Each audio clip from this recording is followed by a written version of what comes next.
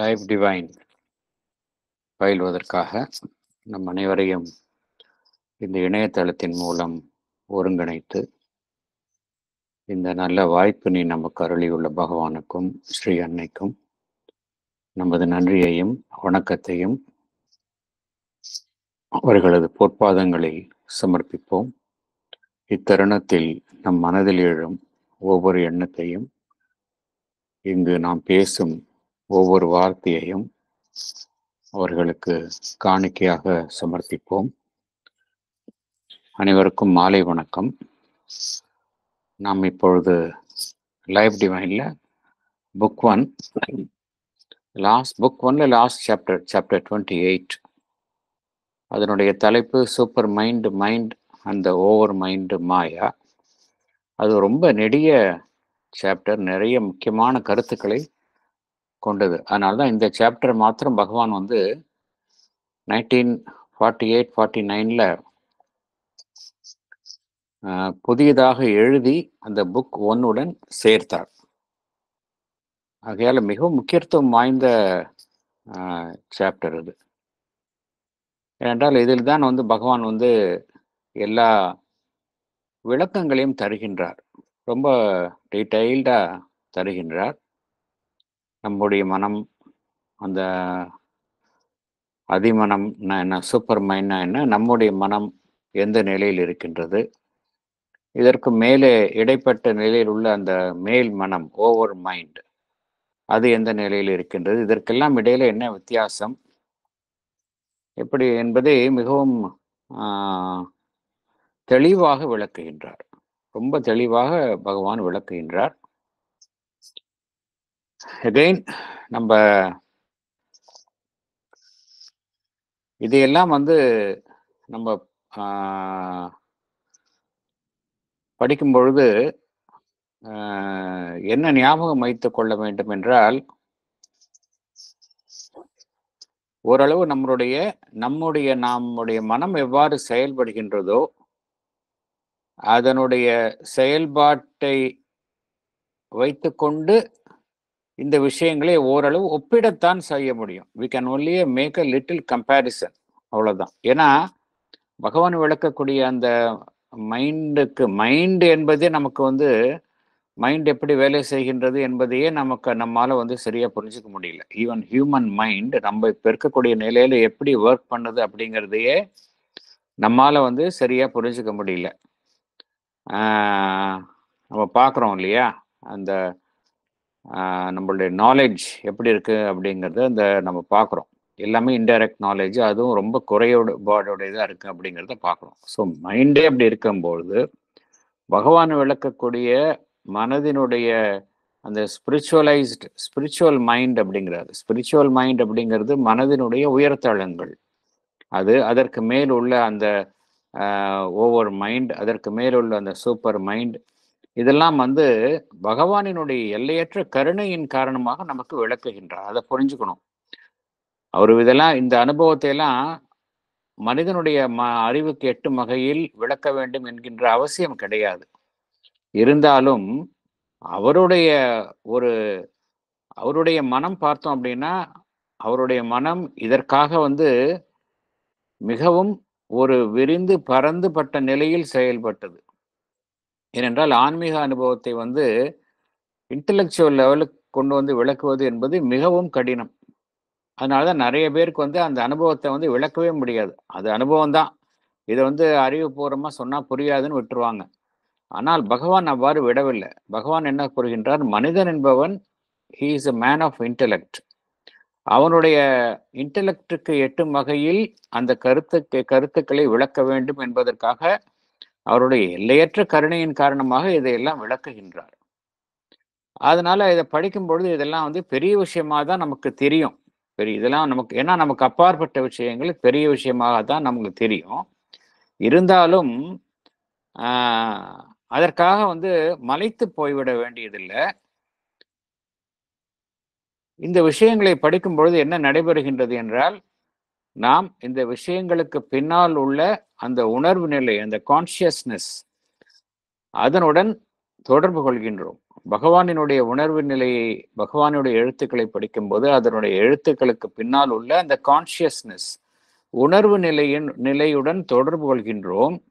அதனால நம்முடைய மனமும் நேரடியாக இந்த உணர்வு நிலையின் மூலம், உணர்வு நிலையுடன் தொடர்பு கொள்வதன் காரணமாக இந்த விஷயங்கள் எல்லாம் நம் மனதிற்குள் ஓரளவு செலுத்தப்படும். நம்மை அறியாமலேயே செலுத்தப்படும். அதுதான் உண்மை. நிச்சயமாக அறிவுபூர்வமாக இதை புரிந்து கொள்ளாவிடனும் அந்த பகவானுடைய எழுத்துக்களுக்கு பின்னால் உள்ள உணர்வு நிலையுடன் நாம் தொடர்பு கொள்கின்றோம் என்கின்ற ஒரு அவேர்னஸ், என்கின்ற ஒரு சிந்தனையுடன் தான் இதை அணுக வேண்டும். அதர்வைஸ் வெறும் இன்டெலெக்சுவல் லெவல்ல இதெல்லாம் படிக்கணும் அப்படின்னா இது ரொம்ப பெரிய விஷயமா இருக்கு அப்படின்னு மலைச்சிருவோம். அப்படி கிடையாது. அது படிக்கிறதுல பிரயோஜனம் இருக்குது. நம்ம இதற்கு ஒவ்வொன்றுக்கும் பின்னாடி ஒரு கான்சியஸ்னஸ் இருக்கு. புரியுதோ நம்ம மனதை அமைதியாக வைத்து கொண்டு அதை பார்த்தோம் அப்படின்னா நிச்சயமாக அந்த பெனிஃபிட் நிச்சயமாக இருக்கும். நம்மளுடைய உணர்வு நிலை உயரும் என்பது சந்தேகத்திற்கு இடமில்லை. ஸோ இந்த ஒரு பேக்ரவுண்ட்ல இதெல்லாம் படிக்கலாம். ஏன்னா இந்த சாப்டர் மிகவும் பார்த்தோம் அப்படின்னா ரொம்ப ஒரு உயர் ஆன்மீக உண்மைகளை தாங்கிய சாப்டர். அதனால்தான் இதை நம்ம படிக்கும் பொழுது அந்த அந்த சிந்தனையுடன் படித்தோம்னா நல்லா இது பண்ணும். உள்ளே போகலாம், நம்ம உள்ளே போகலாம். Can I read, sir? Yes, sir. Yes, sir. Life Divine, Book 1, Chapter 28, Synopsis, Part 2, Supermind, Mind, and the Overmind Maya. Synopsis 2. Overmind versus Evolutionary Mind. Paragraph 10. The poise of consciousness assumed in man is mental consciousness which sees the world in sections cut by the reason and sense admitting only partial truths. Overmind consciousness is global in its perception.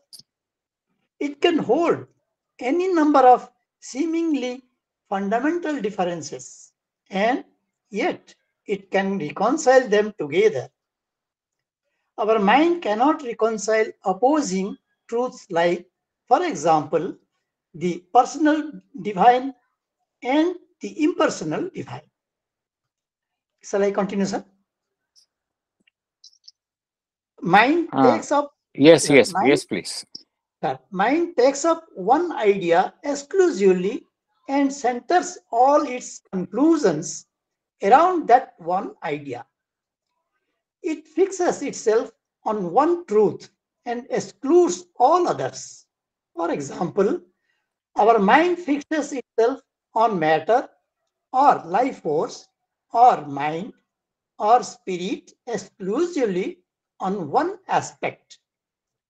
On the contrary, Overmind perceives that each view is true of the action of the principle on which it is based.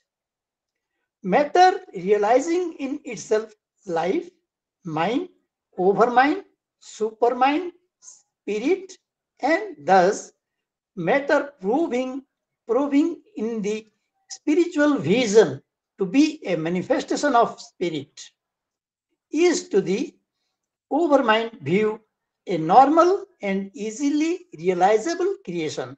Thank you, sir. Thank you. இதுல நம்ம எளிதில் புரிந்து கொள்வதற்காக ஒரு குறிப்பிட்ட தலைப்புகளில் இந்த சினாப்சிஸை படிக்கலாம். அதாவது ஒவ்வொரு தலைப்பும் ஒவ்வொரு மைண்டுக்கும் எவல்யூஷனரி மைண்டுக்கும் என்ன வித்தியாசம், ஒவ்வொரு மைண்ட் எதை சிருஷ்டிக்கின்றது, இது மாதிரி ஃபோக்கஸ் பண்ணி படித்தா கொஞ்சம் நல்லா புரியும். அதனால இந்த மெத்தடில் படிக்கிறோம் நம்ம. இப்போ ஓவர் மைண்டுக்கும் எவல்யூஷனரி மைண்ட் அப்படின்னா, ஓவர் மைண்ட் அப்படிங்கிறது நல்ல அந்த மேல் மனம் அப்படிங்கிறது சொல்கிறோம். எவல்யூஷனரி மைண்ட் அப்படிங்கிறது நாம் இருக்கக்கூடிய அந்த மனம், பரிணாம வளர்ச்சிக்கு உட்பட்ட நிலையில் இருக்கக்கூடிய மனம். ஓவர் மைண்ட் அப்படிங்கிறது நேரடியாக அதிமனத்திலிருந்து இரக்கம் கொண்டுள்ள மனம். சூப்பர் மைண்ட் தன்னுடைய பிரதிநிதியாக எதை செயல்பட வைக்கின்றது என்றால் அந்த ஓவர் மைண்ட் அப்படிங்கிறது செயல்பட வைக்கின்றது. ஆனால் நம்முடைய மனம் அப்படி இல்லை. நம்முடைய மனம் கீழே இருந்து மேல் வந்த மனம். அது மேலிருந்து கீழ் வந்த மனம். இதுக்கு நம்முடைய மனம் கீழிருந்து மேல் வந்தது. பரிணாம வளர்ச்சிக்கு உட்பட்ட நிலையில் செயல்பட்டு கொண்டிருக்கும் மனம். ஸோ நம்முடைய மனதிற்கும் அந்த ஓவர் மைண்ட் அப்படிங்கிறதுக்கும் என்ன வித்தியாசம்? ஒரு விஷயத்தை புரிஞ்சுக்கணும். இந்த ஓவர் மைண்ட் அப்படிங்கிறதே மிக உன்னதமான நிலை. இருந்தாலும் அந்த இடத்துல இருந்து அந்த இடத்துல ஒரு இரக்கம், ஒரு டிசென்ட் அங்க ஏற்படுகின்றது. சூப்பர் மைண்ட் அந்த இடத்துல சிருஷ்டியை உருவாக்குவதற்காக அந்த இடத்துல டிசென்ட், இரக்கம் கொள்கின்றது. அந்த இரக்கம் கொள்ளும் பொழுது என்ன நடைபெறுகின்றது என்றால், ஏகமாக இருப்பதிலிருந்து, அதாவது ஒன்னஸ்லேருந்து அந்த டிவிஷன் அங்க ஆரம்பிக்குது. அது வேண்டுமென்றே சிருஷ்டியை உருவாக்க வேண்டும் என்ற காரணத்திற்காக ஏற்பட்ட ஒரு அமைப்பு. அதுதான் ஓவர் மைண்ட். அதனால ஓவர் மைண்டுக்கு பார்த்தோம் அப்படின்னா, சூப்பர் மைண்டினுடைய எல்லா குணங்களும் இருக்கும். அதே சமயம் அந்த இடத்துல அங்கதான் அந்த டிவிஷன் என்பது உருவாகின்றது. சூப்பர் மைண்டினுடைய எல்லா குணங்களும் இருக்கும். ஏன்னா இட் இஸ் ஒன், ஒரு பக்கம் it is one with super mind. ஆனாலும் அங்கிருந்து தான் அந்த இரக்கம், சிருஷ்டி உருவாகுவதனால, சிருஷ்டி உருவாகணும் அப்படின்னா அந்த ஒன்னஸா இருந்தா பத்தாது, டிவிஷன் அவசியமாகின்றது. இருந்தாலும் அந்த ஓவர் மைண்ட் பார்த்தோம் அப்படின்னா அது நம்ம இருக்கக்கூடிய மனதிற்கும் அதற்கும் நிறைய ஒரு வேறுபாடு. அது மிகவும் உயர்வான நிலையில இருக்கின்றது. அதனால்தான் நம் மனம் எப்பொழுதுமே இந்த உலகத்தை பகுதி பகுதியாக பார்க்கின்றது. உண்மைகளை பகுதியாக பார்க்கறதெல்லாம் பார்த்தோம் அப்படின்னா நம்மளுக்கு பார்ஷியல் ட்ரூத் தான் பார்க்குறோம். ஆனா ஓவர் மைண்ட் கான்சியஸ்னஸ் அது அதனுடைய பர்செப்ஷன் யூனிவர்சலா இருக்கும். அது தனியா பார்ப்பது இல்லை. யூனிவர்சல்லா தான் அதனுடைய கான்சியஸ்னஸ் இருக்கும். It is global in it's perception என்று பகவான் விளக்குகின்றார். அது அதற்குள்ளே பல்வேறு கணக்கான அடிப்படையில் வேறுபடும் உண்மைகளை அது தனக்குள் ஏற்றுக்கொண்டு அவைகளை ஒத்திசைவுடன் ஒருங்கிணைக்க முடியும். அதுதான் அதோடைய கெப்பாசிட்டி. நம்மளுடைய மைண்ட் அது மாதிரி பண்ண முடியாது. நம்ம மைண்ட் ஒரு இது எடுத்துக்கிச்சோம் அப்படின்னா அதுதான் அதுக்கு அப்போசிங் ட்ரூத்தை நம்மளால ரெக்கன்சைல் பண்ண நம்மளுக்கு மைண்டுக்கு அந்த கெப்பாசிட்டி கிடையாது. ஓவர் மைண்ட் அப்படி கிடையாது. ஓவர் மைண்ட் அடிப்படையில் வேறுபடும் உண்மைகளை ஒத்திசைவுடன் ஒன்றிணைந்து சேர்க்க கூடிய திறமை அதற்கு உண்டு. நம்மளுடைய மைண்ட்ல இருந்து பார்க்கும் பொழுதுதான் நம்மளால நிறைய டிவிஷன்ஸ் பார்க்கிறோம். பர்சனல் டிவைன், இம்பர்சனல் டிவைன், அதே போல டிவைன் வித் அட்ரிபியூட்ஸ், சகுண பிரம்மம், அதே போல டிவைன் விதவுட் அட்ரிபியூட்ஸ், நிர்குண பிரம்மம். இப்படிலாம் நம்ம நிறைய அதே போல ஒன் அண்ட் த மெனி அப்படின்னு பார்க்குறோம். இட்டர்னல் அண்ட் த டைம், இது மாதிரி நிறைய டிவிஷன்ஸ் நம்ம நிறைய கிரியேட் பண்ணிக்கிறோம். இதெல்லாம் நம்முடைய மைண்டு தான் கிரியேட் பண்ணுது. வேற ஓவர் மைண்ட்ல இந்த டிவிஷன்ஸ்லாம் இல்லை. மனம் என்ன செய்கின்றது? ஒரு எண்ணத்தை எடுத்துக்கொள்கிறது. It takes up one idea. அந்த ஐடியாவை சுற்றி தான் தன்னுடைய எண்ணங்களை, தன்னுடைய முடிவுகளை அமைக்கின்றது. ஒரு உண்மையை எடுத்துக்கொண்டு மற்ற உண்மைகளை விளக்குகின்றது. ஒன்று அது பார்த்து மைண்ட் என்ன செய்கின்றது? ஒன்று மெட்டீரியலிஸ்ட் செய்வது போல எல்லாமே மேட்டர் அப்படின்னு மேட்டர் தான் உண்மைன்னு எடுத்துக்குது. இல்லை சில பேர் செய்வது போல இந்த வைட்டல் தான் உண்மை என்று எடுத்துக்கொள்கின்றது. இல்லை அந்த மைண்ட் ஒன்றுதான் உண்மை என்று எடுத்துக்கொள்கின்றது. இல்லை ஆன்மீகவாதிகள் செய்வது போல வெறும் ஸ்பிரிட் ஒன்றுதான் உண்மை, மற்றதெல்லாம் உண்மை அல்ல என்று ஒரு எக்ஸ்க்ளூசிவ் அப்ரோச் அதை எடுத்துக்கொள்கின்றது. ஆனால் ஓவர் மைண்ட் அப்படி கிடையாது. ஓவர் மைண்ட்ல எல்லாமே ஒவ்வொன்றுமே ஒரு விதியின் செயல்பாட்டில் அமைகின்றது அப்படிங்கிறத ஒட்டுமொத்தமாக பார்க்கின்றது. எப்படி சடப்பொருள்னு எடுத்துக்கிட்டோம், சடப்பொருள் வேறாகவும் அது அந்த மெய்ப்பொருள் வேறாகவும் அது பார்ப்பதில்லை. சடப்பொருள் தன்னுள்ளே அந்த வாழ்வினை கொண்டதாகவும், வாழ்வு அதற்குள்ளே மனதினை கொண்டதாகவும், மனம் அதற்குள்ளே அந்த மேல் மனதை கொண்டதாகவும், அதற்குள்ளேயே அந்த அதிமனம் கொண்டதாகவும், அது எல்லாத்திற்கும் மேலாக அது வந்து ஆன்ம பொருளும் அதனுள்ளே அடங்கியதாகவும், அனைத்தையும் ஒரு ஒட்டுமொத்த அமைப்பாகத்தான் அது பார்க்கின்றது. ஆனால் மைண்ட் அப்படி பார்க்க முடியாது. மைண்ட் வந்து மேட்டர் வேற, லைஃப் வேற, மைண்ட் வேற, அப்படிதான் பார்க்குது. ஸ்பிரிட் வேறன்னு பார்க்கின்றது. ஆகையினால் பகவான் என்ன கூறுகின்றார்? எல்லாமே வந்து ஓவர் மைண்ட் லெவல்ல பார்த்தோம் அப்படின்னா எல்லாமே மேனிஃபெஸ்டேஷன் ஆஃப் த ஸ்பிரிட். அது வந்து நேச்சுரலா பார்க்குது. எல்லாமே மெய்ப்பொருளின் வெளிப்பாடாகத்தான் அது பார்க்கின்றது. பட் மைண்ட் அது மாதிரி பார்ப்பதில்லை. இதுதான் மைண்டுக்கும் ஓவர் மைண்டுக்கும் இடையில் இருக்கக்கூடிய வித்தியாசம். ஏன்னா பகவான் வந்து இந்த இந்த சாப்டர்ல மைண்ட்னா என்ன, ஓவர் மைண்ட்னா என்ன, சூப்பர் மைண்ட்னா என்ன, அதெல்லாம் போன சாப்டர்ல நம்ம சூப்பர் மைண்டுக்கும் ஓவர் மைண்டுக்கும் இந்த சினாப்சிஸ் ஒன்ல நம்ம பார்த்தோம். ஓவர் மைண்டுக்கும் சூப்பர் மைண்டுக்கும் என்ன வித்தியாசம் அப்படின்னு. மேலிருந்து கீழே வருகின்றார் பகவான். இங்க அடுத்த லெவலுக்கு கீழே வர்றார். ஓவர் மைண்டுக்கும் நம்மள கீழே உள்ள மனதுக்கும் என்ன வித்தியாசங்கள் காணப்படுகின்றன அப்படின்னு. அடுத்தது போகலாம். படிக்கிறமா sir? Yes sir. On the contrary, overmind perceives that each view is true of the action of the principle on which it is based. Matter realizing in itself. இல்ல அது படிச்சிட்டாங்க சார். அது படிச்சிட்டாரு அவரு. நீங்க அந்த over mind is creator of truths not illusions. அது படிங்க. Okay, thanks. Sorry sir. Overmind is creator of truths, not illusions. Are relevant. In the overmental plane, though there are multitudinous independent or combined powers or potentialities of the divine reality, there is simultaneous development of each of them. In this plane, there is no chaos and conflict. There is no deviation from truth or knowledge. Overmind creates truths, not illusions or falsehoods. Overmental energism works out the truth of the many facets of the divine reality. Here, there is no exclusiveness of each truth. There is no asserting of each truth being the sole truth of being and considering the others inferior truths. Each God, each idea, each force, the light of each separate existence admits the other. Thank you.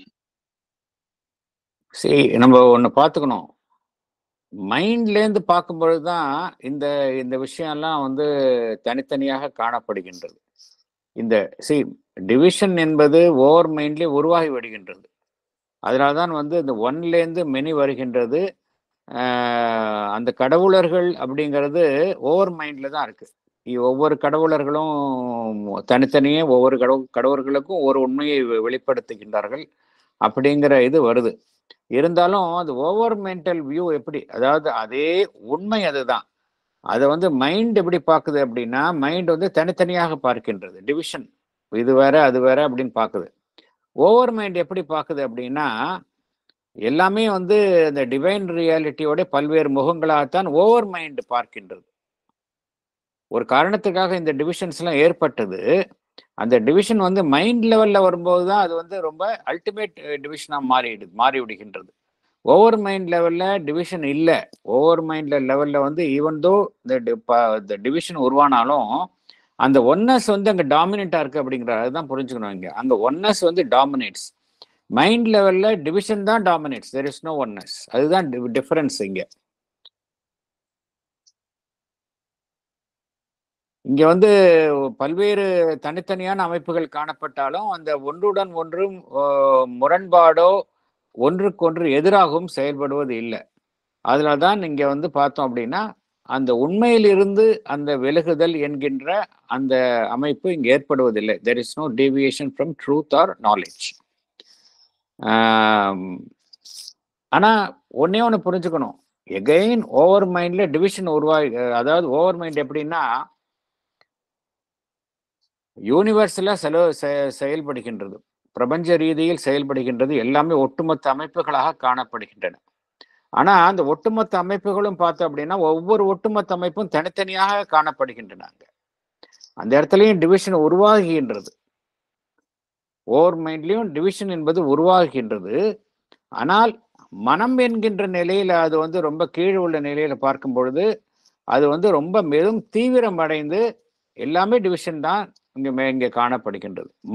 Mind அப்படிங்கிற நிலையில human mind எப்படி பார்க்குதுன்னா எல்லாத்தையும் தனியாக தான் பார்க்கின்றது. இந்த தனித்தனியாக பார்ப்பது எது, அதனுடைய ஆரிஜின் வந்து ஓவர் மைண்டு தான், அதுல ஒன்றும் சந்தேகம் கிடையாது. ஆரிஜின் வந்து அந்த டிசன்ட் இறக்கும் பொழுது அந்த இடத்துல வந்து அந்த அந்த தனித்தனியாக பார்த்தல் அப்படிங்கிற அந்த பினாமினன் அங்கேயே ஆரம்பிச்சிருது. ஆனால் மைண்டு தான் அந்த மைண்ட் லெவல்ல வரும்போது இது ரொம்ப எக்ஸ்ட்ரீமா பார்க்குறோம். ஆனா இதே உண்மையை ஓவர் மைண்ட் லெவல்லேருந்து பார்க்கும் பொழுது எப்படின்னா அது மாதிரி பார்ப்பதில்லை. அது வந்து பல்வேறு அமைப்புகளாக இருந்தாலும் அங்க அந்த ஒன்னஸ் வந்து அது வந்து it doesn't lose sight of oneness. அதனால பகவான் சொல்றத ஏன்னா ஓவர் மைண்ட் பார்த்தோம் அப்படின்னா அது வந்து ஒரு பக்கம் வந்து இந்த சூப்பர் மைண்டோட இணைந்து இருப்பதனால அங்க ஒன்னஸ் வந்து அங்க டாமினண்டா இருக்கு. மைண்ட்ல வந்து அப்படி கிடையாது. மைண்ட் வந்து இட் இஸ் கம்ப்ளீட்லி டிவைடட். அடுத்தது போகலாம் சார். படிக்கிறீங்களா? படிங்க. Overmind as inferior supermind. Unlike the supermind, overmind is predominantly not concerned with the absolutes but concerned with the dynamic potentials of the independent aspects or pragmatic truths of reality. The essential unity is grasped by overmind and felt to be the basic of things and pervasive in their manifestation. But unlike in supermind, this essential unity is no longer their intimate and ever-present secret and is not their dominating continent. Yet, we can call the overmind as a sort of inferior supermind. Thank you, sir. Thank you. அதாவது over mind எப்படி நம்ம explain புரிஞ்சுக்கலாம் அப்படின்னா it's an inferior super mind, அப்படிதான் பகவான் சொல்றாரு. ஏன்னா super மைண்டோடைய நிறைய குவாலிட்டிஸ் அதுக்கு இருக்கு. இருந்தாலும் சூப்பர் மைண்ட்ல ஒன்னஸ் தான், அங்க வந்து டிவிஷனுக்கே இடமே கிடையாது. ஓவர் மைண்ட்ல இந்த டிவிஷன் ஆரம்பித்து விடுகின்றது. அதனால அதற்கு சற்று குறைந்த நிலையில் இருப்பதுதான் அந்த அந்த ஓவர் மைண்ட் என்பது. அதனால்தான் பகவான் இதை இன்ஃபீரியர் சூப்பர் மைண்ட் என்று கூறுகின்றார். ஓவர் மைண்ட் பார்த்தோம், சூப்பர் மைண்ட்ல பார்த்தோம் அப்படின்னா எல்லாமே பரம்பொருள், டிவைன், அப்சல்யூட்ஸ், சச்சிதானந்தா, இதனுடன் தான் அந்த சம்பந்தப்பட்டதாக இருக்கின்றது super mind. It is dealing with absolutes. ஆனால் இந்த ஓவர் மைண்ட் வந்து இந்த அப்சல்யூட்ஸோட கன்சர்ன்டா இல்லை. ஏன்னா அதனுடைய ஃபோக்கஸ் வந்து கிரியேஷன், சிருஷ்டி. அதன் மூலமாகத்தான் சிருஷ்டி வெளிப்பட வேண்டும் என்பதனால சிருஷ்டி அப்படின்னு என்ன அர்த்தம்? தனித்தனியான அமைப்புகள், தனித்தனியான அம்சங்கள், தனித்தனியான திறன்கள், சக்திகள் டெவலப் ஆகணும். ஆகையினால இந்த ஓவர் மைண்டினுடைய கன்சர்ன் அது எதனுடன் எந்த ஆஸ்பெக்ட் உடன் சம்பந்தப்பட்டு இருக்கின்றது என்றால் இந்த தனித்தனியான அம்சங்களுடன் சம்பந்தப்பட்டிருக்கு. வேற சூப்பர் மைண்ட் என்பது அப்சல்யூட், பரம்பொருள், சச்சிதானந்தா, அதனுடன் சம்பந்தப்பட்டிருக்கின்றது. இரண்டாவது பகவான் என்ன கூறுகின்றார்? இந்த ஒருமை என்கின்ற அம்சம், அதிமனம், அந்த மேல் மனம், ஓவர் மைண்ட், அந்த ஒருமை என்கின்ற அம்சத்தை அனைத்திற்கும் பின்னால் உணர்ந்த வண்ணம் அந்த ஓவர் மைண்ட் செயல்படுகின்றது. எல்லா வெளிப்பாடுகளுக்கும் பின்னாலும் வியாபித்து இருப்பது அந்த ஒன்னஸ் என்கின்ற நிலையுடன் செயல்படுவது எது அப்படின்னா ஓவர் மைண்ட். எல்லா வெளிப்பாடுகள், எல்லா மேனிஃபெஸ்டேஷனுக்கு பின்னால எது இருக்கு அப்படின்னு எது அடிப்படையாக இருக்கின்றது என்றால் அந்த எசென்ஷியல் யூனிட்டி. அது அந்த ஓவர் மைண்ட் வந்து உணர்ந்த வண்ணம் இருக்கின்றது. ஆனால்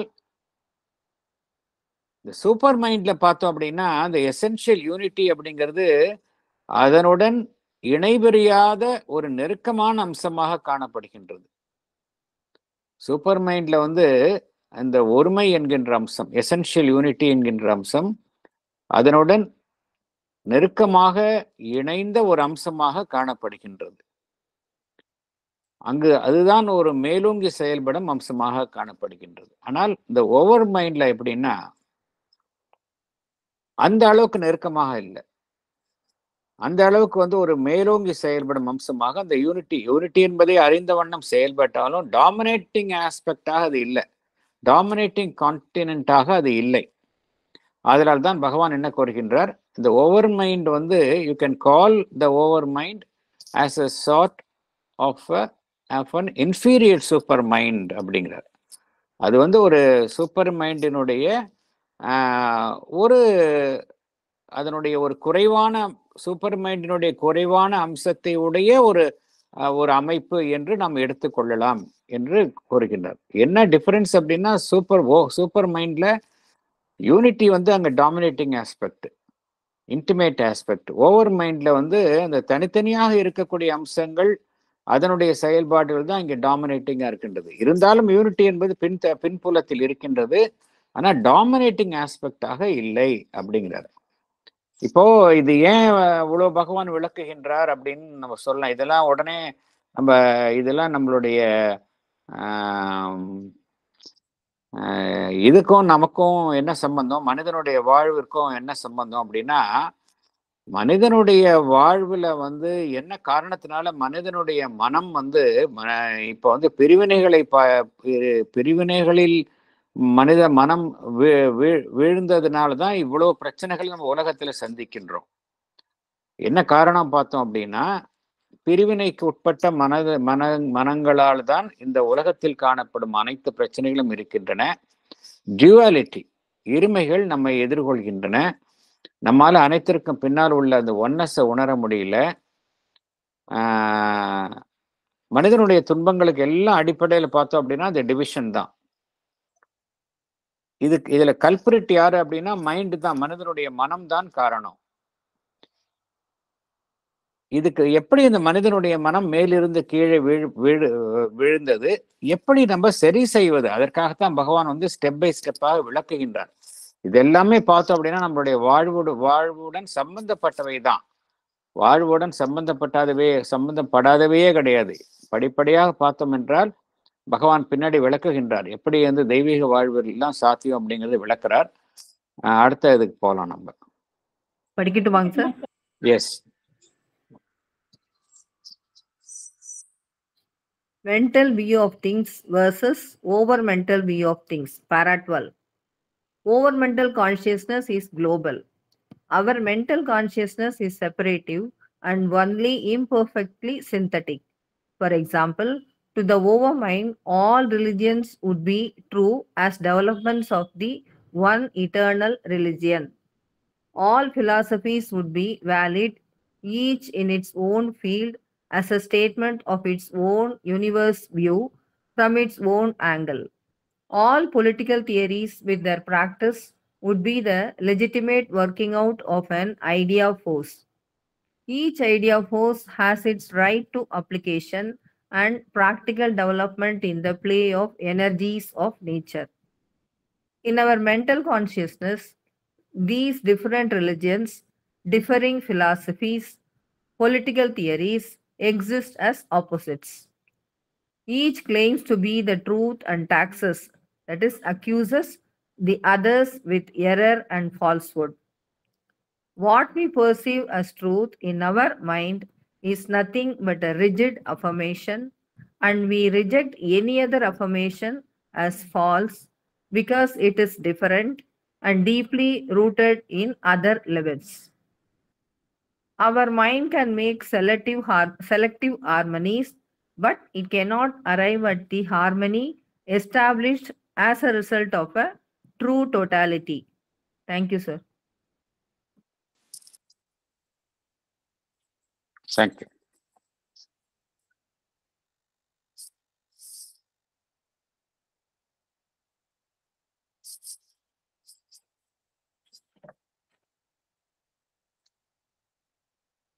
நம்ம ஏற்கனவே பார்த்தோம், ஓவர் மென்டல் கான்சியஸ்னஸ் வந்து குளோபலா இருக்கும், மென்டல் கான்சியஸ்னஸ் வந்து தனித்தனியா இருக்கு.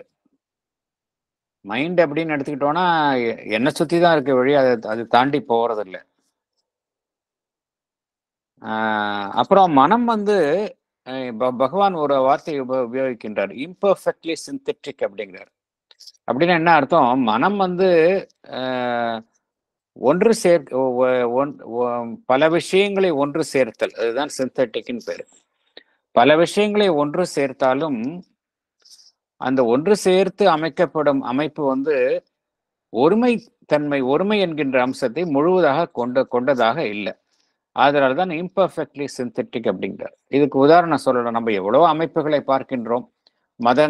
மத ரீதியான அமைப்புகள், இன்ஸ்டிடியூஷன்ஸ் பார்க்குறோம், நாடுகள் பார்க்குறோம், சொசைட்டி, சோ மெனி அமைப்புகளை பார்க்குறோம்.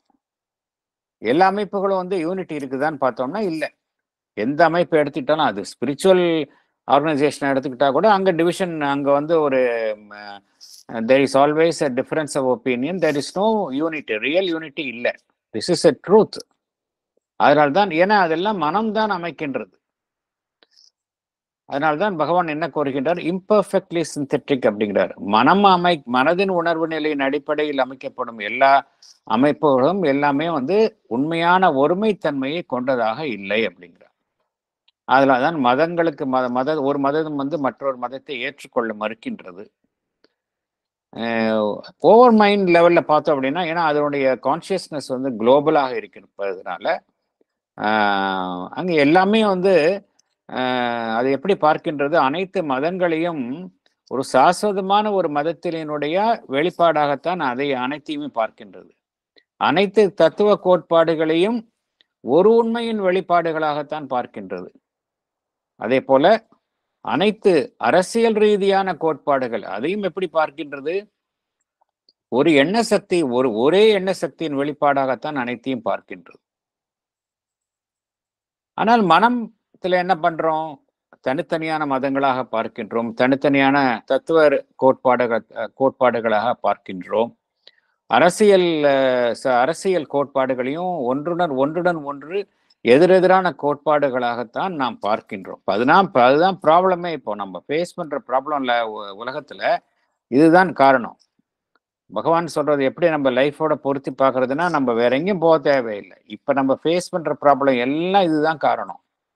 நம்ம அந்த ஒன்றுடன் ஒன்று எதிர்ப்பாக பார்ப்பதனால்தான் நாடுகளுக்கு இடையே போர்கள் உருவாகின்றன, மத ரீதியான அமைப்புகளுக்கு இடையே எதிர்ப்புகள் உருவாகின்றன, வன்முறைகள் ஏற்படுகின்றன. என்ன காரணம்? ஒரு அமைப்பு என்ன நினைக்கின்றது? தன்னுடையதுதான் உண்மை என்று அது கூறிக்கொண்டு மற்ற அமைப்புகளினுடைய சார்ந்த உண்மையை அது வந்து பிழைக்கு உட்பட்டதாகவும் பொய்மையை தாங்கியதாகவும் அது குற்றம் சாட்டுகின்றது. Each claims to be the truth and taxes the others with error and falsehood. இதுதான் நடைபெறுகின்றது. எதை நாம் உண்மை என்று சொல்கின்றோமோ அதை நம்ம என்ன சொல்கின்றோம்? எவ்வாறு நாம் அதை கூறுகின்றோம் என்றால், ஒரு வன்மையுடன் நாம் உண்மை என்று என்ன நம்புகின்றோமோ அதை நாம் ஒரு வன்மையாக உறுதியுடன் அதை பற்றி கொண்டு மற்ற உண்மைகளை நாம் விளக்குகின்றோம், பொய்மை என்று விளக்குகின்றோம். அதனால்தான் பகவான் இறுதியாக என்ன கூறுகின்றார்? மனதினால் உருவாக்கப்பட்ட அந்த ஒத்திசைவுகள் அதெல்லாம் வந்து ரொம்ப செலக்டிவா தான் இருக்குமே ஒழிய ரியல் யூனிட்டி பேர்ல அந்த ஹார்மனிஸ் ஒத்திசைவு ஏற்படாது அப்படிங்கிறார். அதுக்கு தான் இப்போ மதர் அண்ட் ஸ்ரீ அரபிந்தோ என்ன சொல்றாங்க? எப்பொழுதுமே அவங்களோட ரைட்டிங்ல என்ன சொல்லுவாங்க அப்படின்னா,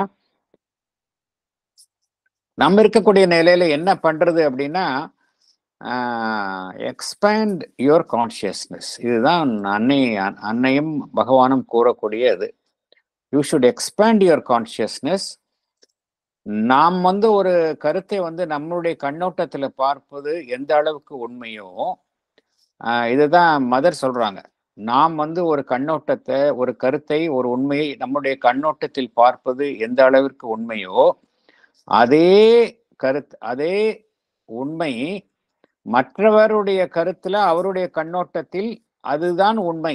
அப்படி இப்படி பார்க்குறோம் அப்படின்னா நமக்கு வந்து இந்த இந்த பகவான் இந்த நம்முடைய உணர்வு நிலை வந்து விரிவடையும் அப்படிங்கிறாங்க.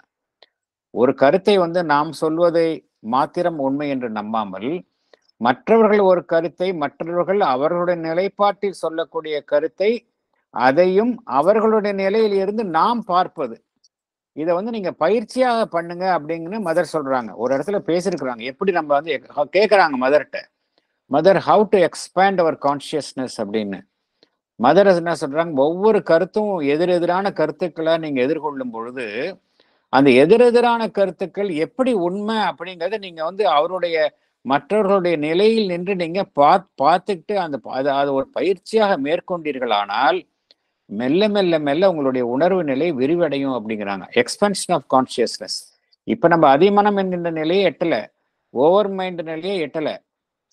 அட்லீஸ்ட் மனம் இருக்கக்கூடிய நிலையில நம்ம எப்படி செயல்படலாம் அப்படின்னா, இந்த பிழைகளில் இருந்தெல்லாம் நாம் எவ்வாறு குறைத்து கொள்ளலாம் என்றால் அந்த எக்ஸ்பேண்டிங் அவர் கான்சியஸ்னஸ். இதுதான் அன்னை கோருகின்றார்கள். நம்மளுடைய கருத்து எந்த அளவுக்கு உண்மையோ நமக்கு எதிராக சொல்லக்கூடிய கருத்தும் அந்த அளவுக்கு உண்மை என்கின்ற ஒரு உணர்வில் நாம செயல்படும் பொழுது நம்ம மெல்ல மெல்ல மெல்ல நம்ம வந்து அந்த உணர்வு நிலையில் விரிவடைகின்றோம் என்று கோருகின்றார்கள். அடுத்ததுக்கு போகலாம். Yes madam. Why is our mind ignorant? The inevitable descent. Overmind is the original cosmic Maya, the power that made the ignorance possible, even inevitable.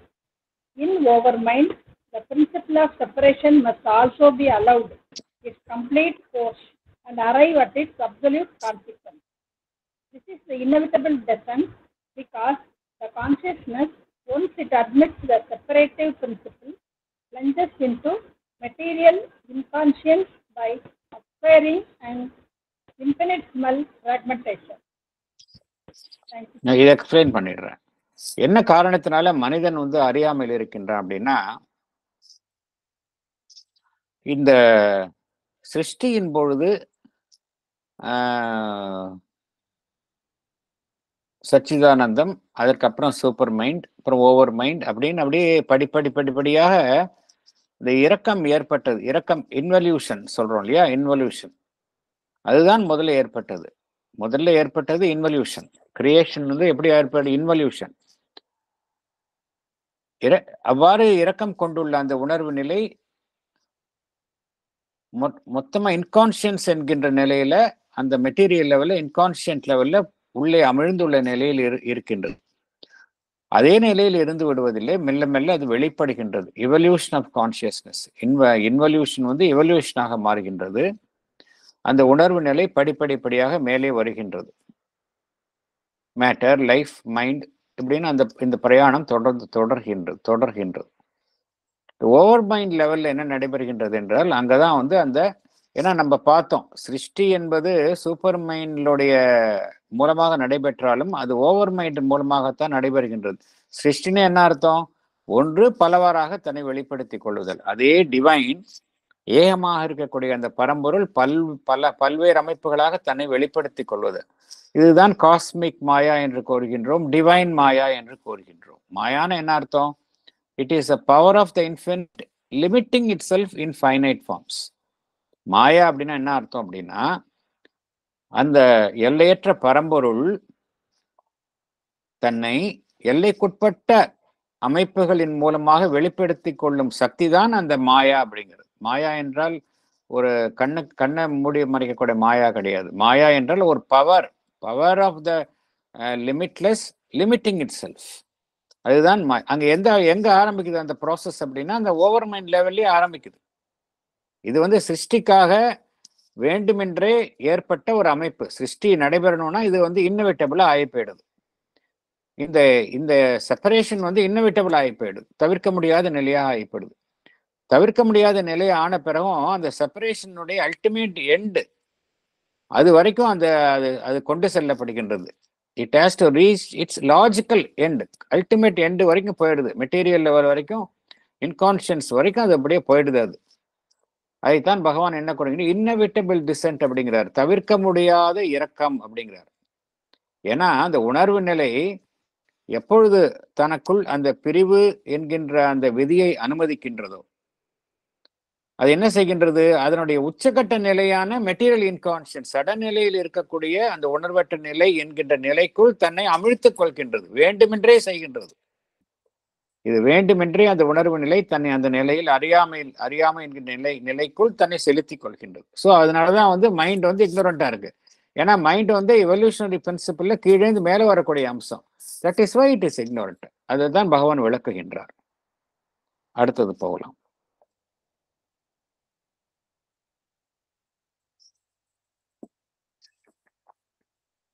பண்ணவா சார்? படிங்க madam. Emergence from inconscience, struggle and harmony. The consciousness which had plunged into material inconscience makes a slow and difficult emergence. Each idea, force, separate consciousness, living being by the very necessity of its ignorance, enters into collision with others. Each tries to live and grow and fulfill itself by independent self-assertion and not by harmony with the rest of existence. Yet the underlying oneness compels us to strive slowly towards some form of harmony of interdependence. Thank you. Explain பண்றேன். இது ஒரு உதாரணம் எடுத்துக்கலாம். ஒரு பெரிய room இருக்குது, ஒரு பெரிய ஹால் இருக்கு, கம்ப்ளீட்டா டார்க்கா இருக்கு. அதுல நிறைய பேர் இருக்கிறாங்கன்னு வச்சுக்கலாம். நிறைய பேர் இருக்கிறாங்க. அந்த பெரிய ஹால் வந்து கம்ப்ளீட்டா டார்க், ஒரு துளி கூட அந்த இடத்துல ஒரு டிராப் ஆஃப் லைட் கூட இல்லை. அந்த டார்க்னஸ்ல என்ன நடக்கும்? அந்த அந்த அங்க வந்து ஒரு மூவ்மெண்ட், இயக்கம் மனிதர்கள் வந்து ஒரு இடத்துல நிக்காம இன்னொரு இடத்த நகரும் பொழுது என்ன நடைபெறுகின்றது?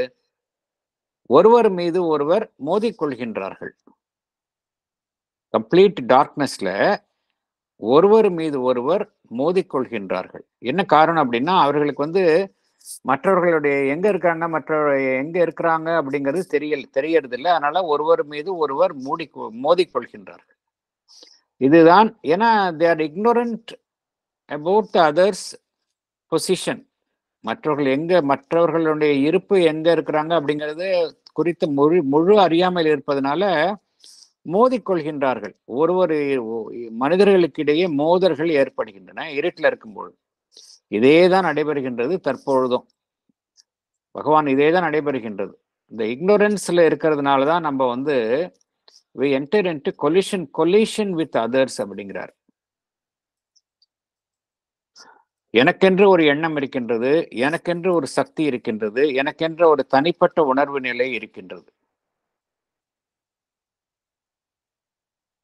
இந்த எனக்கென்றே இருப்பதனால என்ன நடைபெறுகின்றது? அந்த இக்னோரன்ஸ் வந்து ஆட்டோமேட்டிக்கா உருவாகி விடுகின்றது. ஒன்னஸ் அப்படின்னு இருந்ததுன்னா அங்க வந்து நாலேஜ் தான் இருக்கும். இக்னோரன்ஸ் அப்படின்னு என்ன அர்த்தம்? ஒன்றின் மீது கவனத்தை செலுத்தி மற்றவைகள் குறித்து அறியாமல் இருப்பது. எக்ஸ்க்ளூசிவ் கான்சென்ட்ரேஷன் தான் இக்னோரன்ஸ் அப்படிங்கிறத பகவான் நமக்கு விளக்கி இருக்கார். எக்ஸ்க்ளூசிவ் கான்சென்ட்ரேஷன் தான் இக்னோரன்ஸ். இக்னோரன்ஸ் என்றால் அறியாமை கிடையாது. Exclusive concentration on one thing, மற்றவைகள் குறித்து அறியாமையில் இருப்பது. இதுதான் வந்து எண்ணங்களுக்கிடையே மோதல்கள் உருவாகின்றன. கான்சியஸ்னஸ் வந்து சடநிலையில் இருந்து மெல்ல மெல்ல வெளிவருகின்றது. அந்த வெளிவரும் பொழுதுதான் என்ன நடைபெறுகின்றது? இந்த ப்ராசஸ்ல தனிப்பட்ட அமைப்புகள் மெல்ல மெல்ல வெளிப்படுகின்றன. தங்களை நிலைநாட்டி கொள்ள விரும்புகின்றன. தங்களுடைய உண்மை, தனக்கென்றே இருக்கக்கூடிய உணர்வு நிலை என்கின்ற ஒரு தனிப்பட்ட அமைப்புகள் ஏற்படுகின்றன.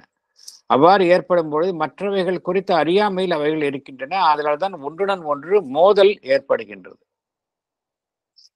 அந்த இண்டிபெண்டன்ட் செல்ஃப் அசெஷன், ஒன்றுடன் ஒன்று தன்னுடைய இடத்தை உறுதி செய்து கொள்ள மற்றொன்றுடன் அது மோதுகின்றது. Independent self assertion. அது ஒத்திசைவுடன் செயல்படுவது இல்லை, மற்ற அமைப்புகளுடன் ஒத்திசைவுடன் செயல்படுவது இல்லை. இருந்தாலும் பகவான் என்ன கூறுகின்றார்? அடிப்படையில வந்து ஒன்னஸ் எப்பொழுதுமே இருக்கு. எல்லா நிலையிலும் பார்த்தோம் அப்படின்னா ஒன்னஸ் வந்து இருக்கின்றது என்று கூறுகின்றார். ஈவன் மெட்டீரியல் இன்கான்ஷியன்ஸ் இருந்தாலும் கூட ஒன்னஸ் இருக்கு அப்படிங்கிறார் பகவான். ஒன்னஸ் மாத்திரம் இல்லை அப்படின்னா அந்த உலகம் பிரபஞ்சம் என்றைக்கோ அழிந்து விட்டுருக்கும். இந்த ஒன்னஸ் இருப்பதனாலதான் பல்வேறு அமைப்புகள் இருந்தாலும் அந்த ஒன்னஸை நோக்கி செல்லக்கூடிய அந்த அந்த ஒரு பிரயாணம் நடைபெற்று கொண்டே இருக்கின்றது. அனைத்திற்கும் இவ்வாறு முரண்பட்ட நிலைகளில் இருந்தாலும் கூட அனைத்திற்கும் பின்னால் இருக்கக்கூடிய அந்த ஒருமை என்கின்ற அந்த அம்சம் என்ன செய்கின்றது என்றால் சம் சார்ட் ஆஃப் ஹார்மனி. இப்ப மனிதர்கள் வந்து என்னதான் தனித்தனியாக இருந்தாலும், நாடுகள் வெவ்வேறாக இருந்தாலும் ஒரு ஓரளவுக்கு பார்க்கிறோம், ஒரு ஒத்திசைவு உண்டாகின்றதை பார்க்கிறோம். ஒருவரை ஒருவர் சார்ந்து இருப்பதை பார்க்கின்றோம். இன்டர் டிபெண்டன்ஸ், ஒருவரை ஒருவர் சார்ந்து இருத்த இதெல்லாம் நடைபெறுகின்றது. இதெல்லாம் ஏன் நடைபெறுகின்றது என்றால் என்னதான் மேம்போக்காக வித்தியாசம் இருந்தாலும் அந்த ஒன்னஸ் என்பது மறைந்து விடுவது இல்லை. அதனாலதான் வந்து ஒரு சம் சார்ட் ஆஃப் ஹார்மனி இருக்கு, இன்டர் டிபெண்டன்ஸ் இருக்கு. அடுத்தது போகலாம். சார் படிக்கிறீங்களா? Yes madam. Evolution of concealed powers and opening to higher ranges. Only by the evolution of concealed superconscient powers of cosmic truth in us and the reality in which they are one, that the harmony and unity we strive for can be dynamically realized. To make this happen, the higher ranges of spiritual mind, that is overmind, have to open upon our being and consciousness also, upon our being and consciousness, and also that which is beyond even the spiritual mind, that is the supermind, must appear in us. Thank you, sir. Okay, இப்போ பரிணாம வளர்ச்சி இப்படிலாம் நடந்துட்டு இருக்குன்னு பார்த்தோம். ஒன்றுடன் ஒன்று மோதல்கள் ஏற்படுகின்றன. இருந்தாலும் ஒரு some sort of harmony, interdependence இருக்குது. ஏன்னா அந்த ஒன்னஸ் என்பது மறைந்து விடுவதில்லை.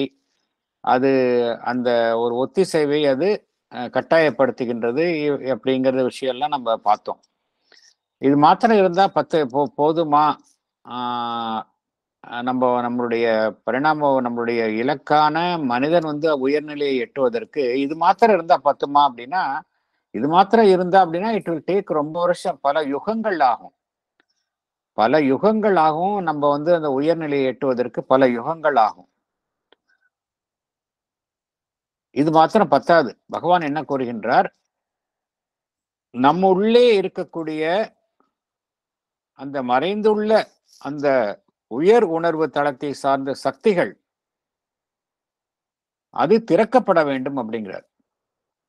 இதைத்தான் பகவான் வந்து அவருடைய யோகத்துல என்ன செஞ்சார் அப்படின்னா, அந்த அதிமான பகவானுடைய பிரின்சிபல் என்ன அப்படின்னா, இந்த உலகம் வந்து என்னதானே அறியாமையில் இருந்தாலும் முழு அறியாமையில் இல்லை. இது இட் இஸ் நாலேஜ் இக்னோரன்ஸ் என்கின்ற ஒரு கலவையில் தான் இருக்கின்றது.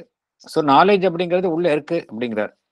அது மெல்ல மெல்ல மெல்ல வந்து கொண்டே இருக்கின்றது. அதன் போக்கிற்கு விட்டால் பல யுகங்கள் ஆகலாம். மேலிருந்து ஒரு சக்தி அழுத்தம் கொடுக்கும் பொழுது இந்த ப்ராசஸை நம்ம வந்து துரிதப்படுத்தலாம் அப்படிங்கிறது தான் பகவான் கண்ட ஆன்மீக உண்மை. இதெல்லாம் மேலிருந்து ஒரு சக்தியை நம்ம இறக்கம் கொள்ள வச்சோம் அப்படின்னா அது என்ன செய்யும் என்றால், இந்த கீழ் மறைந்துள்ள அந்த உயர் சக்திகளை அது வந்து அது மேலிருந்து கொடுக்கும் அழுத்தத்தின் காரணமாக விரைவில் வெளிப்படுத்த செய்யும் அப்படிங்கிறது தான் பகவானினுடைய அந்த கண்ட ஆன்மீக உண்மை.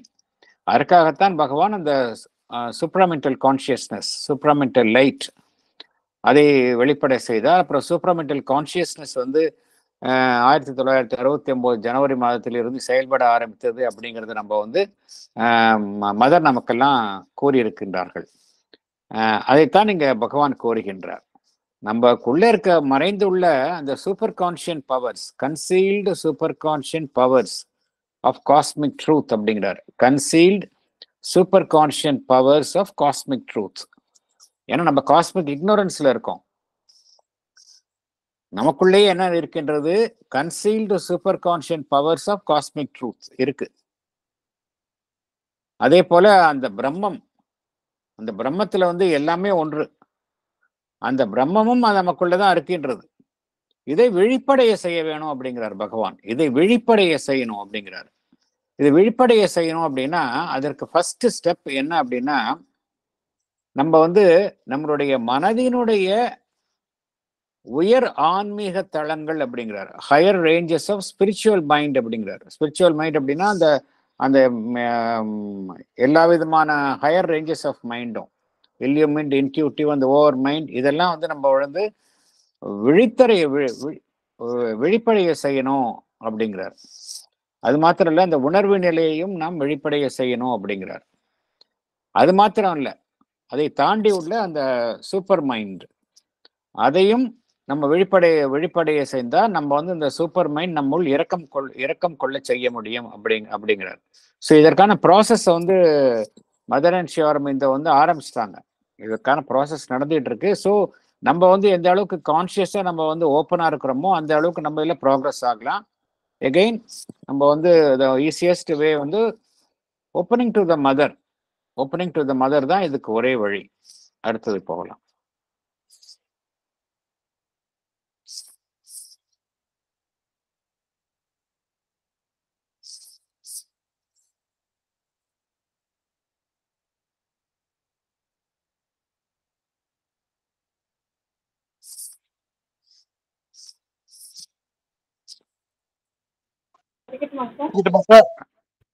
படிங்க சார், படிங்க. Opaque line dividing the cosmic truth and the cosmic ignorance. Para 14. Overmind in its descent reaches a line which divides the cosmic truth from the cosmic ignorance. It is a line at which it becomes possible for consciousness force to divide mind in the overmental source by an exclusive concentration and separation of each movement. In a similar separation of overmind from supermind, there is a luminous kinship maintained between the two, which was made possible by a transparency in the veil, which allows a conscious transmission from the supermind to the overmind. But the veil separating the overmind and the mind is opaque, making the transmission of the overmind motives to the mind occult and obscure. அடுத்த பாரா படிக்குவோம் sir. படிச்சிருங்க, ஃபுல்லாவே படிச்சிருங்க sir. அந்த title உள்ள ஃபுல்லா படிச்சிருங்க. Okay sir. Mind separated from overmind acts as if it were an independent principle. If it communicates or combines with or contacts others, it is done as independent units joining to form a separated constructed whole, not done with the Catholic universality of the overmind movement. It is by this movement that we pass from the cosmic truth into the cosmic ignorance. Thank you, sir. Thank you, sir. Thank you. இங்கே பகவான் என்ன கூறுகின்றார்?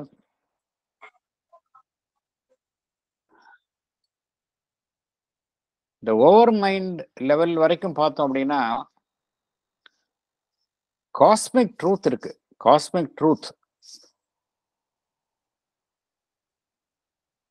Over மைண்டுக்கு just கீழே, அதிலிருந்து ஒரு கோடு மேல் over மைண்டையும் கீழ் உள்ள அமைப்புகளையும் பிரிக்கின்றது. இதைத்தான் பகவான் எவ்வாறு கூறுகின்றார்? Opaque line. ஒப்பேக் லைன்னா என்ன அர்த்தம்? அந்த இடத்து வழியா எதுவுமே வந்து கடந்து செல்ல முடியாது. ஒளி புகா ஒளிப்புகா மூடின்னு சொல்லலாம். அது ஒப்பேக்னா என்ன அர்த்தம்னா ஒளி புகாத நிலை. லைட் வந்து அது மூலமாக செல்ல முடியாது. ஆனால் இந்த ஏன் அப்படி பகவான் சொல்றாரு ஒப்பேக் லைன் சொல்றாரு அப்படின்னா, சூப்பர் மைண்ட் இருக்கின்றது, அதற்கு கீழே ஓவர் மைண்ட் இருக்கின்றது. சூப்பர் மைண்டுக்கும் ஓவர் மைண்டுக்கும் இடையில வந்து ஒரு மூடி இருக்கின்றது. அதைத்தான் த கோல்டன் லிட் என்று பகவான் விவரித்துள்ளார். ஹிரண்மய பாத்ரா அப்படின்னு ட்ரெடிஷ்னல்ல நம்ம வந்து வேத காலத்து குறிப்புகள்ல அது கூறப்பட்டுள்ளன.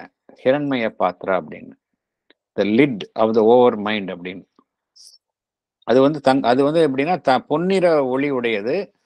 அந்த இடத்துல வந்து எப்படி இருக்கு அப்படின்னா ஒரு ஒளி கசிவு இருக்கின்றது. டிரான்ஸ்லியூசண்டா இருக்கு அப்படிங்கிறார். ஒரு ஒளி கசிவு ஏற்படுகின்றது சூப்பர் மைண்டுக்கும் ஓவர் மைண்டுக்கும்.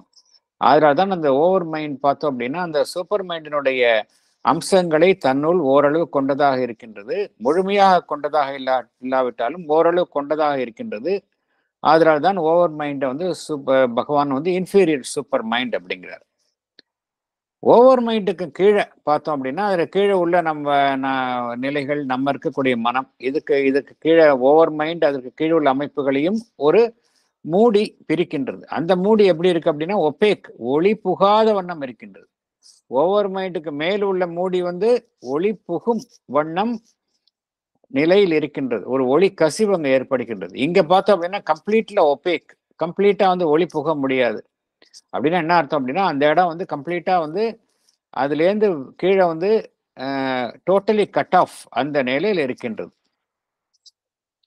இந்த கோடு என்ன செய்கின்றது?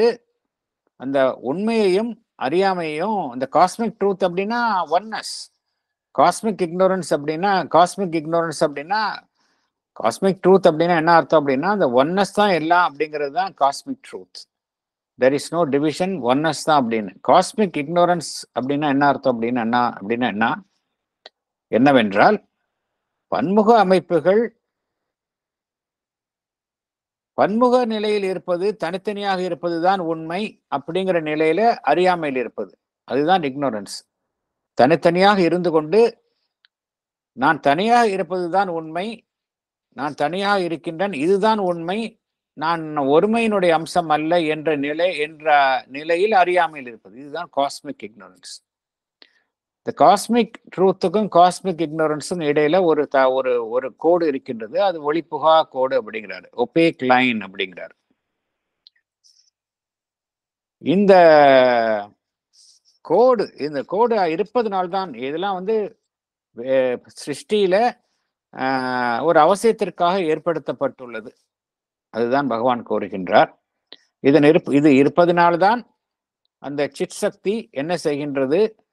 அந்த சிருஷ்டியின் போது மனதை என்ன செய்கின்றது? அந்த அதிமனத்திலிருந்து ஓவர் மைண்ட், அதனுடைய மூலமான ஓவர் மைண்ட் அதிலிருந்து பிரிக்கின்றது. இந்த கோட்டின் மூலமாகத்தான் மைண்டையும் ஓவர் மைண்டையும் அது பிரிக்கின்றது, தனியே பிரிக்கின்றது. பிரித்து என்ன செய்கின்றது? பிரத்யேகமான அந்த ஒரு குவிப்பை அங்கு ஏற்படுத்துகின்றது. ஒவ்வொன்றின் மீதும் பிரத்யேகமான குவிப்பு, exclusive concentration and separation of each movement, தனித்தனியான அமைப்புகள், தனித்தனியான செயல்பாடுகள் என்கின்ற நிலையை அது உருவாக்குகின்றது. எப்படி சிருஷ்டி ஏற்படுகின்றது என்பதைத்தான் பகவான் இங்கு விவரிக்கின்றார். அதே போல இதைத்தான் இந்த கருத்தையும் பகவான் கூறுகின்றார். இதே மாதிரி ஒரு பிரிவு ஓவர் மைண்டுக்கும் சூப்பர் மைண்டுக்கும் இருக்கு. இருந்தாலும் அங்க என்ன இருக்கு? லியூமினஸ் கின்ஷிப் அப்படிங்கிறாரு. லியூமினஸ் கின்ஷிப் இங்க வந்து ஒபேக்கா இருக்கு. ஓவர் மைண்டுக்கும் மைண்டுக்கும் ஒபேக்கா இருக்கு. ஆனா ஓவர் மைண்டுக்கும் சூப்பர் மைண்டுக்கும் இடையில லூமினஸ் கின்ஷிப் இருக்கு. ஒரு ஒளி பொருந்திய ஒரு ஒளியுடனான ஒரு உறவு இருக்கின்றது. அதே மேல் ஓவர் மைண்டுக்கும் சூப்பர் மைண்டுக்கும். அதனாலதான் வந்து அதுக்கு இடையில் உள்ள அந்த திரையில வந்து ஒரு டிரான்ஸ்பரன்சி இருக்கு. இருக்கின்றது. ஆனா இங்க டிரான்ஸ்பரன்சி இல்லை. ஓவர் மைண்டுக்கும் கீழே உள்ள மைண்டுக்கும் டிரான்ஸ்பரன்சி இல்லை. ஓவர் மைண்டுக்கும் சூப்பர் மைண்டுக்கும் இடையில ஒரு டிரான்ஸ்பரன்சி, ஒரு ஊடுருவல் இருக்கின்றது. அந்த ஊடுருவல்னால என்ன நடைபெறுகின்றது என்றால் அந்த சூப்பர் மைண்ட்லேருந்து ஓவர் மைண்டுக்கு அந்த ஒரு டிரான்ஸ்மிஷன் ஆஃப் கான்ஷியஸ் டிரான்ஸ்மிஷன் அப்படிங்கிறார். Conscious transmission of knowledge super மைண்ட்லேருந்து ஓவர் மைண்டுக்கு இருக்கு. என்ன காரணம்? அந்த வெயில் வந்து டிரான்ஸ்பரண்டா இருக்கு. ஆனால் வெயில் செப்பரேட்டிங் ஏன் பகவான் ஏன் விளக்குகின்றார் என்றால் ஏன் நம்மளுடைய மனம் அறியாமல் இருக்கு அப்படிங்கறது எக்ஸ்பிளைன் பண்றாரு. Veil separating the over mind and the mind is opaque அப்படிங்கிறார். Making the transmission of the over mind motives to the mind occult and obscure. அந்த ஓவர் மைண்ட்ல என்னதான் நாலேஜ் இருந்தாலும் இடையில வந்து நம்ம போட்டு ஒரு மறைச்சிட்டோம் அப்படின்னா எப்படி அங்கேருந்து நாலேஜ் நம்ம மைண்டுக்கு வரும்? அதுதான் வித்தியாசம் இங்க. ஸோ மைண்ட் வந்து கம்ப்ளீட்டா வந்து இருட்டடிப்பு செய்யப்படுகின்றது. மைண்ட் வந்து ஓவர் மைண்ட்ல இருந்து கம்ப்ளீட்டா பிரிஞ்சிருது, செப்பரேட் ஆயிடுது. செப்பரேட் ஆகிட்டு எப்படி பிஹேவ் பண்ணுது? தான் வந்து ஒரு தனியான ஒரு விதியின் படி செயல்படுகின்றோம் என்கின்ற ரீதியில் ஒவ்வொரு மனித மனமும் செயல்படுகின்றது. ஒவ்வொரு மனித மனமும் அவ்வாறு தான் செயல்படுகின்றது. மற்ற மனங்களுடன் அது தொடர்பு கொள்ளும் பொழுதும் அது தனித்தனியே செயல்படும் அமைப்புகளாகத்தான் செயல்படுகின்றது. அவ்வாறு மனங்கள் இணைந்தாலும் கூட அந்த இணைப்பில் ஒரு அனைத்தையும் தழுவிய பிரபஞ்ச ரீதியான அம்சம் காணப்படுவதில்லை. அந்த அனைத்தையும் தழுவிய நிலை, கேத்தலிக் யூனிவர்சாலிட்டி, அனைத்தையும் தழுவிய அந்த நிலை காணப்படுவது இல்லை. எல்லாம் தனித்தனியே தான் இருக்கு. ஒரு ஆர்டிபிஷியலி கன்ஸ்ட்ரக்டட் ஹோல் தான் இருக்கு இங்க. அந்த ஒரு முழுமை என்பது உருவாக்கப்பட்டாலும் அது ஒரு செயற்கையான முழுமையாகத்தான் இருக்கின்றது ஒழிய அங்க வந்து அந்த அனைத்தையும் உள்ளடக்கிய, அனைத்தையும் தழுவிய அந்த அந்த அந்த நிலை அங்க காணப்படுவதில்லை. கேத்தலிக் யூனிவர்சிட்டி அது ஓவர் மைண்ட் மூவ்மெண்ட் அங்க காணப்படுவதில்லை அப்படிங்கிற அந்த காரணத்தினால்தான் நம்ம வந்து இந்த காஸ்மிக் ட்ரூத் இருந்து காஸ்மிக் இக்னோரன்ஸ் நம்ம போயிருக்கோம் அப்படிங்கிறார். அடுத்தது போகலாம். Yes madam. Evolution from inconscient necessitates error. நெசசிட்டேட்ஸ்னா தேவைப்படும், அதாவது அவசியமாக்குகின்றதுன்னு அர்த்தம். Inconscient necessitates, necessitates error. படிங்க. But by an exclusive concentration on force and form, consciousness force seems phenomenally, that is in real world, to separate consciousness from force, or the consciousness is observed in a blind fleet lost in form and force.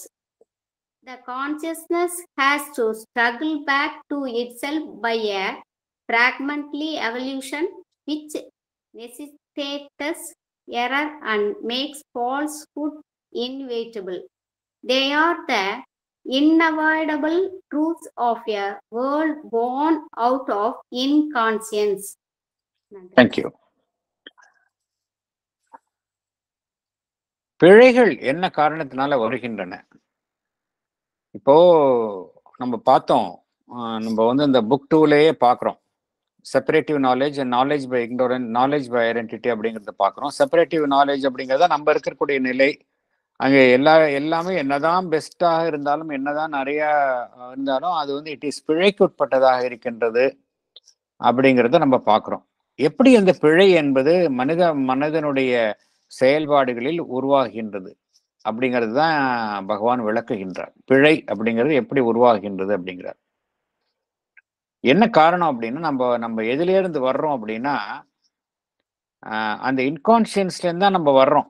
Matter, life and mind அப்படிங்கிற மேட்டருடைய அம்சமாக பார்த்தோம்னா total இன்கான்சியன்ஸ்.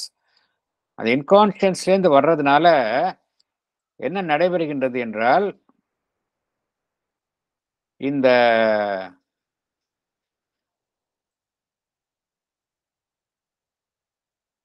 ஒரு பிரிவு, அதாவது ரெண்டு விஷயம் இந்த உலகத்தில் எல்லா விஷயங்களும் ரெண்டு விஷயங்களின் அடிப்படையில் தான் நடைபெறுகின்றன. ஒன்று வடிவம், அமைப்பு, இல்லையா? ஒன்று வடிவம் அல்லது அமைப்பு, மற்றொன்று அந்த வடிவம் அல்லது அமைப்பை செயல்படுத்தும் அந்த சக்தி. இது எல்லாருக்கும் பார்க்குறோம். மனிதன் இருக்கிறான், மனிதனை வந்து ஏதோ ஒரு சக்தி தான் செயல்படுத்துகின்றது. எல்லா அமைப்புகளும் அப்படிதான் இந்த அடிப்படையில் தான் செயல்படுகின்றன. வடிவம், அமைப்பு. இந்த வடிவம் அப்படி அமைப்பு அப்படிங்கிறது வெவ்வேறான விஷயங்களா அப்படின்னா கிடையாது, ரெண்டும் ஒண்ணுதான். ஆனால் தற்பொழுது உள்ள நிலையில பரிணாம வளர்ச்சிக்கு உட்பட்ட நிலையில இன்கான்சியன்ஸ்லேருந்து அந்த கான்சியஸ்னஸ், எவல்யூஷன் ஆஃப் கான்சியஸ்னஸ் வரும்பொழுது எந்த நிலையில் இவை இரண்டும் செயல்படுகின்றன என்றால் தனித்தனியே செயல்படுகின்றன. ஃபார்ம் வேற, ஃபோர்ஸ் வேற, கான்சியஸ்னஸ் வேற, கான்சியஸ்னஸ் ஃபோர்ஸ் வேற அப்படிங்கிற நிலையில தான் செயல்படுகின்றது. கான்சியஸ்னஸுக்கும் ஃபோர்ஸுக்கும் கான்சியஸ்னஸ் வேற, ஃபோர்ஸ் வேற அப்படிங்கிறது உண்மையிலே கிடையாது. ஏன்னா சச்சிதானந்தவனுடைய அம்சமே பார்த்தோம் அப்படின்னா சித் சக்தி, கான்சியஸ்னஸ், ஃபோர்ஸ் இரண்டும் கலந்துதான் எல்லாமே செயல்படுகின்றது. ஆனா இங்க சிருஷ்டில வரும்பொழுது எல்லாமே தனித்தனியா இன்கான்சியன்ஸ்ல போயிட்டு அது மேல வரும்பொழுது பிரிந்த நிலையில் செயல்படுகின்றன. உணர்வு நிலையும் சக்தியும் பிரிந்த நிலையில் செயல்படுகின்றன. உணர்வு நிலை ஒரு உறக்க நிலையில் இருந்து மேல விழித்திருந்து மேலே வருகின்றது. அதனால்தான் அது வந்து அதனுடைய விழித்திருந்து மேல் வருதல் என்பது நிறைய போராட்டங்களின் மூலமாகத்தான் நடைபெறுகின்றது. அது ஈஸியா நடைபெறுவதில்லை. அந்த எவல்யூஷன் ஆஃப் கான்சியஸ்னஸ் பார்த்தோம் அப்படின்னா நிறைய போராட்டங்களுக்கு அப்புறம் தான் நடைபெறுகின்றது. மெட்டீரியல் லைஃப் வரத்துக்கே எவ்வளோ வருஷம் ஆச்சு. அது வந்து போராடித்தான் ஒவ்வொரு உயிரினமும் தன்னை நிலைநிறுத்தி கொள்கின்றன. ருடிமெண்ட்ரி லைஃப் ஃபார்ம்ஸ், அப்புறமா தான் கொஞ்சம் அட்வான்ஸ்ட் லைஃப் ஃபார்ம்ஸ், அப்புறம் அனிமல்ஸ். இதுல பார்த்தோம் அப்படின்னா ஒன்றுடன் ஒன்று போராடி எது வலிமையானதோ அது நிறுத்தி கொள்கின்றது. இதெல்லாம் எவல்யூஷன்ல தவிர்க்க முடியாத அமைப்புகளாக போகின்றது. இதுதான் பகவான் என்ன கூறுகின்றார், the consciousness has to struggle back to itself. இந்த உணர்வு நிலை வந்து மெல்ல மெல்ல போராட்டத்துடன் மேலே தன்னை வெளிப்படுத்தி கொள்ளும் பொழுது பிழைகளும் அந்த ட்ரூத்லேருந்து நடக்கக்கூடிய அந்த டைவர்ஷன்ஸ் இது வந்து தவிர்க்க முடியாத விஷயங்களாக அம்சங்களாக ஆகி போகின்றன அப்படிங்கிறார். இந்த எவல்யூஷன் ஆஃப் கான்சியஸ்னஸ்ல எது வந்து தவிர்க்க முடியாதவைகளாக அமைகின்றன என்றால் பிழையும் அந்த பொய்மையும் தவிர்க்க முடியாத நிலைகளாக ஆகிவிடுகின்றன அப்படிங்கிறார். என்ன காரணம் அப்படின்னா நம்மளுடைய பேஸ் வந்து இன்கான்சியன்ஸ்லேருந்து மேலே வர்றதுனால இது வந்து ஒரு இன்னவிட்டபிளா இருக்கு அப்படிங்கிறார். But even then it is only an in between, இடைப்பட்ட நிலை தான் இதிலிருந்து. அதனால்தான் நாலேஜ் அண்ட் இக்னோரன்ஸ், அறியாமை அந்த ஞானம் இரண்டும் கலந்த நிலையில் தான் தற்பொழுது உலகம் இருக்கின்றது. அடுத்தது போகலாம்.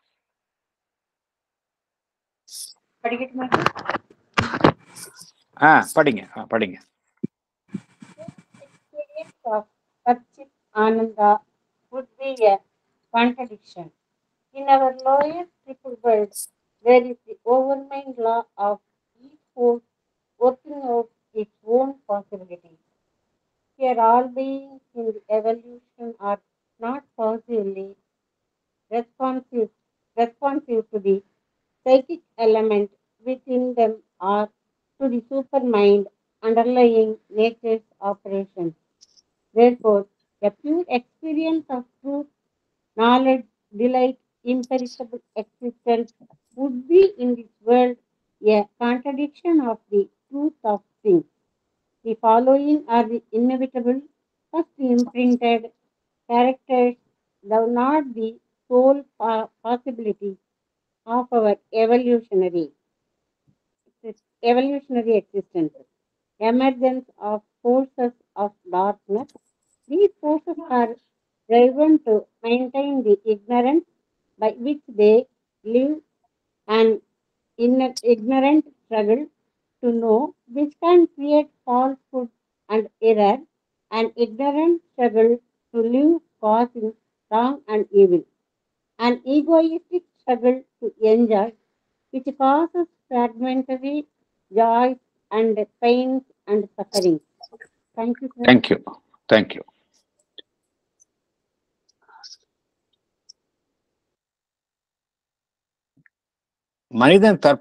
மனித குலம் தற்பொழுது இருக்கக்கூடிய நிலையில வந்து அந்த சச்சிதானந்தாவினுடைய பியோர் எக்ஸ்பீரியன்ஸ் சாத்தியமா? ஒருபுறம் நம்ம என்ன சொல்கின்றோம், எல்லாமே வந்து இந்த உலகம் எல்லாமே வந்து சச்சிதானந்தாவினுடைய வெளிப்பாடு அப்படிங்கிறோம். ஆல் இஸ் பிரம்மன் அப்படிங்கிறோம். அதுதான் அடிப்படை உண்மை. அப்படி இருந்தா ஏன் நம்மால வந்து அதனுடைய பரிசுத்தமான அனுபவத்தை ஒவ்வொருவரும் அனுபவிக்க முடியல? ஏன் அந்த சச்சிதானந்தாவினுடைய அந்த அனுபவத்தை ஏன் இந்த உலகத்தில் நம்மால வந்து அனுபவிக்க முடியவில்லை? பகவான் என்ன கூறுகின்றார், அது மாதிரி ஒரு அனுபவத்தை ஒருவர் இந்த தற்பொழுது இருக்கக்கூடிய இந்த உலகத்தில் அனுபவிப்பது என்பது ஒரு முரண்பாடாக இருக்கும் அப்படிங்கிறார். அதாவது தெளிவா புரிஞ்சுக்கணும், பகவான் அந்த நிலையை எட்ட முடியாதுன்னு சொல்லல. உலகம் தற்பொழுது உள்ள நிலையில், மனித குலம் தற்பொழுது உள்ள நிலையில் இருந்து கொண்டு அந்த சச்சிதானந்தாவை இந்த நிலையில் எட்டுவது என்பது ஒரு முரண்பாடாக இருக்கும் அப்படிங்கிறதான் சொல்றார். அதற்கு மனித குலம் தன்னை தயார்படுத்தி கொள்ளணும். அதுதான் இங்க பகவான் சொல்ல வர்றார். மனித குலம் தன்னை தயார்படுத்தி கொள்ள வேண்டும். இப்பொழுதுள்ள நிலையில நீங்க சச்சிதானந்தாவை இங்க எக்ஸ்பீரியன்ஸ் பண்ணணும் அப்படின்னா that would be a contradiction அப்படிங்கிறார். ஏன் கான்ட்ரடிக்ஷன் அப்படின்னு பகவான் விளக்குகின்றார். என்ன சொல்றார் அப்படின்னா, இந்த உலகம்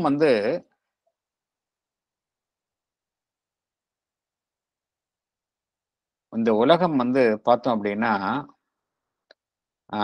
மைண்ட், லைஃப் அண்ட் மேட்டர், அதுதான் அத்தகைய அம்சங்களால் தான் ஆகப்பட்டுள்ளது. Triple world, mind, life and world.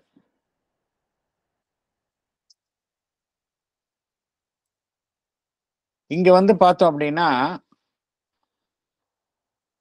ஒவ்வொரு அமைப்புக்குள்ளேயுமே அந்த டிவைன் அம்சம் இருக்கு, சைக்கிக் எலிமெண்ட் இருக்கு. ஒவ்வொரு அமைப்புக்குள்ளுமே அந்த இறைப்பொறி இருக்கின்றது. ஆனா அந்த எல்லா அமைப்புகளும் அந்த தனக்குள்ள இருக்கக்கூடிய அந்த இறை அம்சத்திற்கு இணங்கி செயல்படுகின்றனவா, whether they respond to the psychic element அப்படின்னா இல்லை. அதைத்தான் அதனால்தான் பகவான் என்ன கூறுகின்றார், பாசிவ்லி ரெஸ்பான்சிவ் அப்படிங்கிறார். இருக்கு, நான் ஆக்டிவா ரெஸ்பாண்ட் பண்றது இல்லை, அது பாசிவா எனக்குள்ள வேலை செய்யுது. பட் ஆக்டிவா நான் அதுக்கு ரெஸ்பாண்ட் செய்யறது இல்லை. அது மாத்திரம் இல்ல, அதிமனம் சூப்பர் மைண்ட் எல்லாத்துக்கும் அடித்தளமாக இருக்கின்றது. ஒரு உள்ளாழ்ந்த நிலையில் அதிமனமும் இருக்கின்றது. அதுவும் மேலோங்கி செயல்படும் நிலைக்கு மனித குலம் இணக்கமாக இல்லை. We are not amenable to that. We are not responsive to that. இந்த காரணத்தினாலதான் நமக்கு மேல உள்ள அமைப்புகள் எல்லாமே நம்ம அறியாமையில் இருக்கின்றோம். இன்கான்சியன்ஸ் சேர்ந்து வந்ததுனால நம்ம இந்த matter, life, body, matter, life and mind இதனுடைய அமைப்புகளுடைய டாமினன்ஸ்ல இருக்கிறதுனால we are not responsive to the psychic element அப்படிங்கிறார். or to the super mind underlying nature's operations அப்படிங்கிறார். அதனால்தான் பகவான் என்ன கூறுகின்றார், pure experience of truth, knowledge, delight, Satchit Ananda, imperishable existence. Imperishable existence அப்படின்னா என்ன அர்த்தம் அப்படின்னா immortality would be in this world a contradiction of the truth of things. இந்த உலகம் தற்பொழுது எந்த உண்மையை தாங்கி உள்ளதோ அதற்கு முரண்பாடாக இருக்கும் அப்படிங்கிறார். இதற்கு சொல்யூஷன் என்ன அப்படின்னா, மனித குலம் தன்னை தயார் செய்து கொள்ள வேணும். அதுதான் சொல்யூஷன். இங்க முடியாதுன்னு சொல்ல, தயார் செய்து கொள்ளணும். பகவான் என்ன கூறுகின்றார், தற்பொழுது உள்ள நிலைய உலகம் பரிணாம வளர்ச்சிக்கு உட்பட்ட நிலையில் வெளிப்படும் நிலையில எந்த அம்சங்கள் முதலாவதாக காணப்படும் அம்சங்களாக இருக்கின்றன. ஃபர்ஸ்ட் இம்பிரிண்டட் கேரக்டர்ஸ் அப்படிங்கிற ஃபர்ஸ்ட் இம்பிரிண்டட் கேரக்டர்ஸ். ஆனா இதுதான் இந்த அம்சங்கள் தான் ஏகபோகமான அம்சங்கள் அப்படின்னு சொல்லல. இந்த அம்சங்கள் முதலாவதாக பதிக்கப்பட்ட அம்சங்கள் அப்படிங்கிறாரு. ஃபர்ஸ்ட் இம்பிரிண்டட் கேரக்டர்ஸ் அப்படிங்கிறார். இப்பொழுது உலகம் அமைந்துள்ள நிலையில எதெல்லாம் ஃபர்ஸ்ட் இம்பிரிண்டட் கேரக்டர்ஸ் அப்படிங்கிறாரு, இருள் சக்திகளினுடைய வெளிப்பாடு. அதுதான் நம்ம உலகத்தில் பார்க்கிறோம். Emergence of forces of darkness தான் நம்ம இந்த உலகத்துல பார்த்து கொண்டே இருக்கின்றோம். அந்த சக்திகள் வெவ்வேறு காலகட்டத்தில் வெவ்வேறு மனிதர்கள் மூலமாக, வெவ்வேறு நிகழ்வுகளின் மூலமாக இந்த ஃபோர்ஸஸ் ஆஃப் டார்க்னஸ் செயல்பட்டு கொண்டே இருக்கின்றன. அந்த தொடர்ச்சியாக நடைபெறும் போர்கள், முதல் உலக போர், இரண்டாம் உலக போர், ஈவன் தற்பொழுது நடைபெற்று கொண்டிருக்கும் போர்கள் எல்லாமே பார்த்தோம் அப்படின்னா அந்த ஃபோர்ஸஸ் ஆஃப் டார்க்னஸ் தான். ஏன் இந்த அது மாத்திரம் இல்ல, இந்த உலகத்தில் நடக்கக்கூடிய நிறைய விஷயங்கள் பார்க்கிறோம். நிறைய நம்மால மனித மனங்களால் ஏற்றுக்கொள்ளப்படாத விஷயங்கள் எல்லாமே வந்து எந்த சக்திகளினுடைய செயல்பாடாக இருக்கின்றன என்றால், இந்த இருள் சக்திகள், ஃபோர்ஸஸ் ஆஃப் டார்க்னஸ். ஏன் அந்த சக்திகள்லாம் வந்து இப்படி நம்மை வதைக்கின்றன என்றால், அந்த சக்திகள் வந்து நம்மை அறியாமையின் பிடியிலேயே வைத்திருக்க இவ்வாறு செயல்படுகின்றன அப்படிங்கிறார். These forces are driven to maintain the ignorance by which they live. ஏன்னா அவங்களுக்கு தீனி போடுறது, அந்த ஃபோர்ஸஸ்க்கு வந்து தீனி போடுறது எப்படின்னா இக்னோரன்ஸ், நாலேஜ் கிடையாது. அவங்க அந்த ஃபோர்ஸஸ் எல்லாம் வந்து இருட்டை கண்டு வெளிச்சத்தை கண்டு பயப்படக்கூடிய சக்திகள், ஒளியை கண்டு பயந்து ஓடக்கூடிய சக்திகள். இருட்டு தான் தேவை. அதனால தான் இருட்டையே எப்பொழுதும் நாடுகின்றன, அறியாமையே எப்பொழுதும் நாடுகின்றன. இரண்டாவது பகவான் என்ன கோருகின்றார்? நம்முடைய அறிவை, ஞானத்தை பெருக்கிக் கொள்வதற்காக இப்ப ஞானம் என்பது எப்படி கிட்டுகின்றது? நமக்கு எளிதாக கெட்டுவது இல்லை. ஞானம் என்பது ஒரு அறியாமையிலிருந்து ஞானம் என்கின்ற ஒரு போராட்டம், அறியாமையிலிருந்து வெளிப்படுவதற்காக ஒரு போராட்டத்தின் ஊடே ஏற்படும் நிகழ்வாகத்தான் ஞானத்தை அடைவது என்பது தற்பொழுது நடைபெறுகின்றது. இக்னோரன்ஸ் ஸ்ட்ரகிள் டு நோ அப்படிங்கிறார். Ignorance struggle to no. இதுக்கு வந்து இக்னோரன்ஸ் ஸ்ட்ரகிள் டு நோக்கு வந்து நாம் இருக்கக்கூடிய நிலை தான் ignorance struggle to know. Other எண்ட்ல எது ஐடியல் அப்படின்னா த நாலேஜ் பை ஐடென்டிட்டி.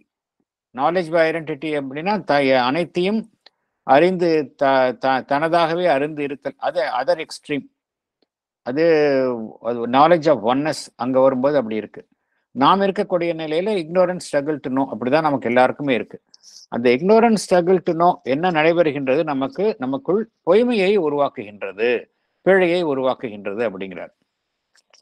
அடுத்தது, வாழ்விலும் பார்த்தோம் அப்படின்னா நமக்கு வந்து போராட்டத்தினூட தான் ஒவ்வொரு மனிதனும் சரி, ஒவ்வொரு உயிரினங்களும் போராட்டத்தின் ஊடேதான் தன்னுடைய வாழ்வை நிலைநிறுத்தி கொண்ட அவசியத்தில், கட்டாயத்தில் இருக்கின்றது. இது என்ன செய்கின்றது? தவற்றையும் தீமையையும் உருவாக்குகின்றது, காசிங் ராங் அண்ட் ஈவில். அதே போல நம்மளுடைய ஈகோ, மனிதன் என்பவன் வந்து விட்டா நமக்கு ஈகோ வந்து பிரதானமாகின்றது. ஈகோ என்ன செய்கின்றது? என்னுடைய மகிழ்ச்சி தான் முக்கியம், என்னுடைய திருப்தி தான் முக்கியம் என்ற நிலையில் தான் ஒவ்வொரு மனிதனும் செயல்படுகின்றான். தனக்கு கிடைக்கக்கூடிய சின்ன சின்ன விஷயங்கள், சந்தோஷங்கள், இதுல தான் அவன் திருப்தி வருகின்றான். தான் அனைத்தையும் அடைய வேண்டும் என்று எண்ணுகின்றான். இது என்ன செய்கின்றது? அந்த வலியையும் வேதனையும் மனித குலத்திற்கே உருவாக்குகின்றது. ஒரு மனிதன் மற்றவருடைய அந்த நன்மையை கருத்தில் எடுத்துக்கொள்ளாமல் சுயநலமாக செயல்படுவதன் மூலம் என்ன நடைபெறுகின்றது என்றால் வலியும் வேதனையும் ஏற்படுத்தப்படுகின்றன. இது நம்ம சொசைட்டில பார்க்கிறோம்.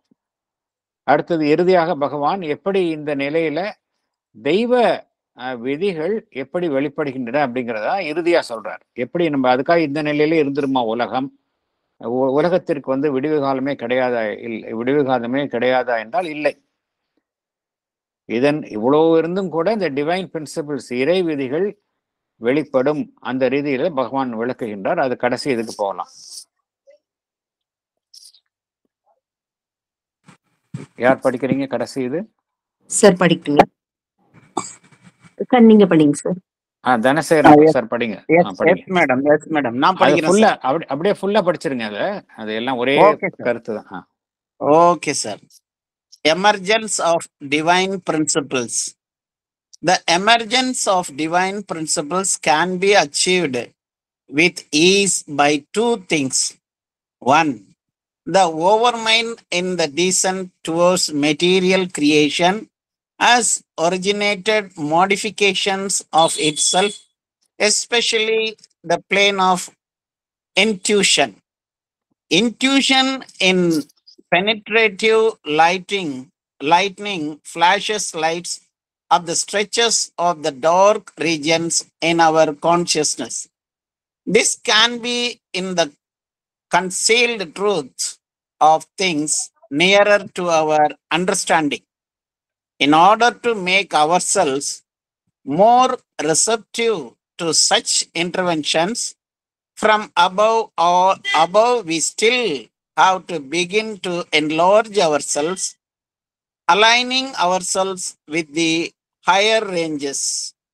The higher principles of overmind, intuition, and supermind are secretly present, occult actively with flashes of intuitive emergence in the cosmic activity of mind, life, and matter.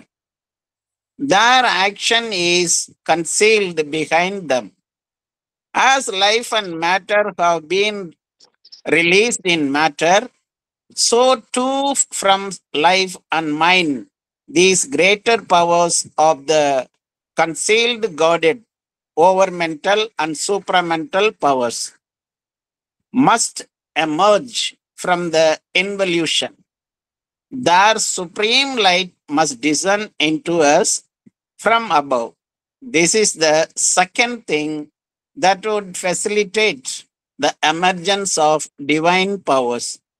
As a high result and as a ransom of our present life in the ignorance, manifestation of a divine life is not only possible, but it is the inevitable outcome and consummation of nature's evolutionary endeavor.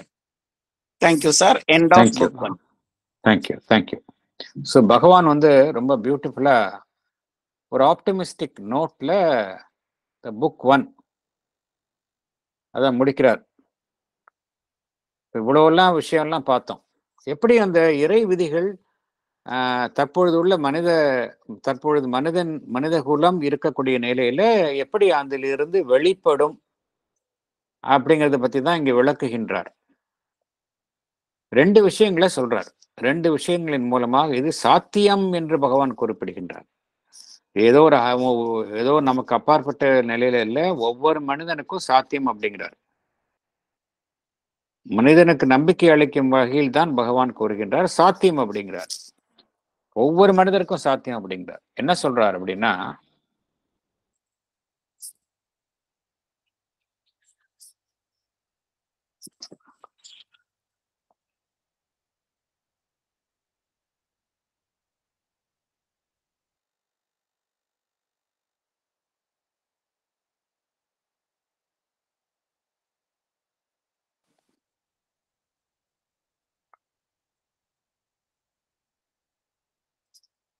இந்த overmind வந்து நம்ம பார்த்தோம் எல்லாமே இரக்கத்தின் காரணமாகத்தான் பார்த்தோம். Super mind, over mind, அப்புறம் over மைண்ட்ல இருந்து இரக்கம் ஏற்படுகின்றது அப்படிங்கிறத பார்த்தோம். அது அங்க இருந்தா நம்ம மைண்ட் அப்படிங்கிறது உருவாகி இருக்கு அப்படிங்கிறது பார்த்தோம்.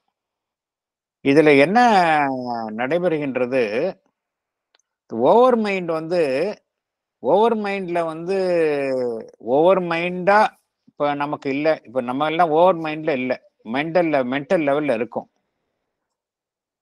இருந்தாலும் ஓவர் மைண்டினுடைய ஒரு அம்சம் நமக்கு எல்லார்ட்டையும் இருக்கு அப்படிங்கிறார். ஓவர் மைண்டினுடைய ஒரு அம்சம் நமக்கிட்ட இருக்கு அப்படிங்கிறார். அது என்ன அப்படின்னா, அதுதான் பிளேன் ஆஃப் இன்ட்யூஷன். இந்த பிளேன் ஆஃப் இன்ட்யூஷன் வந்து ஒவ்வொரு மனிதருக்குள்ள இருக்கு. இது வந்து நமக்கு நம்ம நம்பிக்கை எல்லாருக்கும் இருக்கு. நம்ம எல்லோருமே பார்த்தோம் அப்படின்னா நம்மால அறிய முடிவதில்லை ஒழிய ஒவ்வொருவருடைய மனதினுடைய செயல்பாட்டிலையும் இந்த இன்ட்யூஷனுடைய தலையீடு நடந்து கொண்டே இருக்கின்றது. நமக்கு அவ்வப்போது உண்மைகளை அது வெளிச்சம் போட்டு காட்டிக்கொண்டே இருக்கின்றது. இது நடைபெறுகின்றது அப்படிங்கிறார். இது எப்படி நடைபெறுகின்றது அப்படின்னா, இந்த மின்னல் வெளிச்சம் போல அப்பப்ப நமக்கு வந்து வெளிச்சம் போட்டு காட்டுகின்றது. நம்மளுடைய உணர்வு நிலை எப்பொழுதும் அந்த இருளில் தான் இருக்கின்றது. இருளில் இருந்தாலும் அவ்வப்பொழுது தோன்றும் மின்னல் கீற்றுகள் போல நமக்கு அவ்வப்பொழுது நம்மளுடைய அந்த இருண்ட பகுதிகளை ஒளியூட்டி கொண்டிருக்கின்றது அப்படிங்கிறார். Intuition in penetrative lightning flashes lights up the stretches of the dark regions in our consciousness அப்படிங்கிறார். இது ஒவ்வொருத்தருக்கும் நடைபெறுது. இது வந்து பாகுபாடே கிடையாது. இது வந்து நமக்கெல்லாம் ஆறுதல் தரக்கூடிய விஷயம். இது என்ன செய்யும் அப்படின்னா, இதை நம்ம வந்து நமக்கு இதுக்கு நம்ம திறவா இருக்கணும் அப்படிங்கிறார். திறவாக இருந்தா நமக்குள்ளே மறைந்துள்ள உயர் உண்மைகளை அது நமக்கு வெளிப்படுத்தும் அப்படிங்கிறார். நமக்குள்ளே மறைந்துள்ள concealed truth of things nearer to our understanding. இது எப்படி சாத்தியம் அப்படின்னா, அதுக்கு தான் வந்து என்ன சொல்றாங்க, சைலன்ஸ் யுவர் மைண்ட் அப்படிங்கிறாங்க. சைலன்சிங் த மைண்ட் அப்படிங்கிறது it is a basic necessity when you. ஏன்னா ஏன் சைலன்ஸ் பண்ணணும்னு சொல்றாங்க அப்படின்னா, இந்த இன்ட்யூஷன் நமக்கு வந்துகிட்டே இருக்கு. நமக்கு ஏன் தெரியல அப்படின்னா, நம்மளுடைய மைண்டினுடைய நாய்ஸ், மென்டல் நாய்ஸ் நமக்கு ரொம்ப, மனதினுடைய ஆரவாரத்தின் காரணமாக அவ்வப்பொழுது நமக்கு கிடைக்கும் அந்த இன்ட்யூஷன், அதன் உள்ளுணர்வு, அதாவது நுண்ணுணர்வுன்னு சொல்லலாம் அதை. அதிலிருந்து வரக்கூடிய அந்த உயர் ஞானத்தை வந்து நம்ம வந்து கவனத்தில் எடுத்துக்கொள்ள மறுக்கின்றோம். ஏன்னா நம்மளுடைய மைண்டினுடைய நாய்ஸ், மைண்ட் வந்து எக்ஸ்டர்னலைஸ்டா வெளியில எல்லா இடத்துலையும் செதறி கிடக்கு. அதை நம்ம வந்து கான்சியஸ்னஸை வந்து நம்ம வந்து ஒருமுகப்படுத்தி மைண்டை சைலன்ஸ் பண்ணா தென் அவர் இன்ட்யூஷனுடைய இந்த ஆக்ஷனை நம்மளால உணர முடியும் அப்படிங்கிறாங்க. இது வந்து சாத்தியம் அப்படிங்கிறாங்க. இதுக்கு அடிப்படையில் நம்ம என்ன செய்யணும் அப்படின்னா, நம்மை நாமே உணர்வு நிலையை நம்ம வந்து விரிவாக்கி கொள்ளணும். அது மாத்திரம் இல்லை, நம்மை அந்த உயர் சக்திகளுக்கு திறவாக வைக்கணும். we have to align ourselves with the higher ranges, opening to the above. இது முக்கியம், opening to the divine force above. இது வந்து ஸ்ரீ அரபிந்தோ என்ன சொல்றாரு அப்படின்னா, ஓப்பனிங் டு த மதர் அப்படிங்கிறார். You open to the mother, mother will make all these things possible அப்படிங்கிறார். இந்த உயர் விதிகள், over mind, intuition, super mind, இதெல்லாம் வந்து ஒவ்வொருவருக்குள்ளுமே மறைமுகமாக இருக்கின்றன. அக்கல்ட் ஆக்டிவ்லி அப்படிங்கிறாங்க. அக்கல்ட் ஆக்டிவிட்டிலாம் நமக்கு தெரியல, ஆனா அது செயல்பட்டு கொண்டிருக்கின்றது. அவ்வப்பொழுது அந்த இன்ட்யூட்டிவ் ஃபிளாஷஸா இருக்கு. எப்படி இருக்கு? இன்ட்யூட்டிவ் ஃபிளாஷஸ் அந்த நுண்ணறிவினுடைய ஒரு வெளிப்பாடுகளாக, with flashes of intuitive emergence இந்த cosmic activity of mind, life and matter. நமக்கு மைண்ட், லைஃப் அண்ட் மேட்டர் தான் செயல்படுறது. இதுலயும் அந்த இன்ட்யூட்டிவ் ஃபிளாஷஸா செயல்படுகின்றது. இந்த அந்த over mind, intuition, super mind எல்லாம் மறைந்த நிலையில் செயல்படுகின்றது அப்படிங்கிறாங்க. இந்த மறைந்த நிலையில் செயல்படும் இந்த உயர் சக்திகள், இந்த over mind, intuition, super mind எல்லாம் வந்து எப்படி வந்து நம்மளுடைய மேட்டர்லேருந்து லைஃப் வந்ததோ, லைஃப்லேருந்து மைண்ட் வந்ததோ, அதே போல மறைந்த நிலையில் செயல்படும் இந்த உயர் சக்திகளும் வெளிப்படும் அப்படின்னு பகவான் சொல்றார். These greater powers of the concealed Godhead, overmental and supramental powers, must emerge from the involution அப்படின்னு பகவான் கூறுகின்றார். இது நடக்கும் அப்படிங்கிறார். The supreme light must descend into us from above அப்படிங்கிறார். இது ரெண்டாவது. முதல்ல வந்து நம்ம சொன்னது வந்து அந்த இன்ட்யூஷன், நம்ம மைண்டை சைலன்ஸ் பண்ணி அவ்வப்பொழுது கிடைக்கும் அந்த இன்ட்யூட்டிவ் நாலேஜுக்கு நம்ம வந்து அதனுடைய செயல்பாட்டை நாம் அனுமதிப்பது, நமக்குள்ளேயே அனுமதிப்பது. ரெண்டாவது, நமக்குள்ளே இருக்கக்கூடிய அந்த உயர் விஷயங்களை வெளிப்படுவதற்கு நாம் மேலிருந்து அந்த இறங்கும் சக்திக்கு திறவாக இருப்பது. இதனுடைய உச்சகட்ட விளைவாக என்ன நடைபெறும்? As a ransom of our present life in the ignorance அப்படிங்கிறார். பகவான் உபயோகக்கூடிய வார்த்தைகளை நம்ம பார்க்குறோம், கவனிக்கணும். As a ransom of our present life in the ignorance. இப்போ அறியாமையில் இருக்கின்றோமே, அது வந்து நாம் அடைய போகின்ற ஒரு உயர்வான வாழ்க்கைக்கு ஒரு ரான்சம்னு என்ன அர்த்தம்? அதுக்கு வந்து ரான்சம்னா அதுக்கு வந்து ஒரு மறு இப்போ ஒரு ஒன்றை அடையணும் என்றால் நம்ம என்ன செய்யறோம்? மற்றொன்றை இழக்கின்றோம். மற்றொன்றை நாம் அதற்காக இழந்து வேறொரு உயர் விஷயத்தை பெறுகின்றோம். ஒன்றை இழந்து, ஒன்றை தியாகம் செய்து வேறொரு உயர்வான விஷயத்தை பெறுவதுதான் அந்த ரான்சம் அப்படிங்கிறது. ஆகக்கூடி நம்ம இருக்கக்கூடிய அறியாமையிற்குட்பட்ட வாழ்வு என்பது இந்த உயர் வாழ்வை அடைவதற்காக நாம் இப்பொழுது செய்யக்கூடிய ஒரு ransom, ஒரு ஒரு ஒரு ஒரு ஒரு ஆஹ், ஒரு இழப்பு, ஒரு டெம்பரரி இழப்பு. அது வந்து ஒரு துன்பமாக இருக்கலாம். அதிலிருந்து நம்ம வந்து அது இப்ப இப்ப இருக்கக்கூடிய வாழ்வு வந்து அறியாமைக்குட்பட்ட வாழ்வாக இருக்கலாம். இருந்தாலும் அதுல வந்து துன்பம் நிறைந்ததா இருக்கின்றதுன்னு எல்லாம் பார்க்கிறோம். இது வந்து இறுதி கிடையாது. நம்ம அடைய போக எட்ட போகும் ஒரு தெய்வீக வாழ்க்கைக்கு நாம் கொடுக்கக்கூடிய ஒரு விலை தான் வந்து இந்த தற்பொழுது நாம் ஈடுபட்டிருக்கோம் இந்த அறியாமைக்குட்பட்ட வாழ்வு அப்படிங்கிறார். As a high result and as a ransom of our present life in the ignorance, manifestation of a divine life is not only possible but it is a inevitable outcome அப்படிங்கிறார். சாத்தியம் மாத்திரம் இல்ல, அதுதான் நடக்க போகுது அப்படிங்கிறார். It is inevitable outcome and consummation of nature's evolutionary endeavour. இயற்கையினுடைய பரிணாம வளர்ச்சியுடைய முயற்சியினுடைய உச்சகட்ட ஒரு முடிவாக எது இருக்கும்னா அதுதான் இருக்கும் அப்படிங்கிற ஒரு பாசிட்டிவ் நோட் அதோட புக் 1 முடிவடைகின்றது. ஸோ இந்த புக் 1 நம்ம கம்ப்ளீட்டா பார்த்துட்டோம். புக் 2 வந்து நம்ம ஆல்ரெடி பார்த்து கொண்டு இருக்கின்றோம். அதனால ஒரு எண்ணம் தோன்றியது எனக்கு, இந்த வர்ற ஒவ்வொரு செவ்வாய்க்கிழமையும் பகவானுடைய மற்றொரு முக்கியமான படைப்பு இருக்கின்றது. அதற்கு வந்து ரொம்ப நம்ம கவனம் செலுத்துவதில்லை. ஏன்னா மற்ற எல்லாம் நம்ம சாவித்திரி படிக்கிறோம், லெட்டர்ஸ் ஆன் யோகா வெவ்வேறு காலகட்டத்தில் வெவ்வேறு சோர்சஸ் மூலமா அதை படிச்சு கொண்டே இருக்கிறோம். லெட்டர்ஸ் ஆன் யோகா படிக்கின்றோம், சாவித்திரி படிக்கின்றோம். அதே போல இந்த சிந்தசிஸ் ஆஃப் யோகாவும் நமக்கு அது குறித்த விஷயங்கள் தெரிந்து கொண்டே இருக்கின்றன. எஸ்ஏஸ் ஆன் கீதா இதெல்லாம் அந்த வெவ்வேறு சோர்சஸ்லேயும் நமக்கு வந்து கொண்டே இருக்கின்றது, தகவல் வந்து கொண்டே இருக்கின்றது. இன்னொரு முக்கியமான படைப்பு, இந்த பகவான் ஆரியா காலத்தில் எழுதிய முக்கியமான படைப்பு. பின்பு அந்த படைப்பின் மீது பகவான் வெகுவாக கவனம் செலுத்தி அதில் திருத்தங்கள் கொண்டு வந்தார். அந்த படைப்பு தான் வந்து த ஹியூமன் சைக்கிள், அப்புறம் ideal of human unity. Human cycle அந்த ஐடியல் ஆஃப் ஹியூமன் யூனிட்டி படித்தோம் அப்படின்னா பகவான் 100 வருடங்களுக்கு 100 வருடங்களுக்கு முன்னர் எழுதியது எப்படி இன்றைக்கு வந்து பொருத்தமாக இருக்கின்றது, எப்படி இந்த சொசைட்டி, எப்படி இந்த ஹியூமன் சிவிலைசேஷன் மாறிக்கொண்டு வருகின்றது, எதை நோக்கி செல்ல வேண்டும் என்பது குறித்து பகவான் எழுதியுள்ளார். ஸோ நம்ம எவ்ரி டியூஸ்டே வந்து ஏன்னா அது யாருமே அந்த பக்கம் போகாதது, நம்ம எல்லாருமே அதை, ஏன்னா பகவானுடைய எழுத்துக்களை முக்கியமானது அது ஹியூமன் சைக்கிள், அந்த ஐடியல் ஆஃப் ஹியூமன் யூனிட்டி அப்படிங்கிறதெல்லாம் வந்து பகவானுடைய முக்கியமான படைப்புகள்.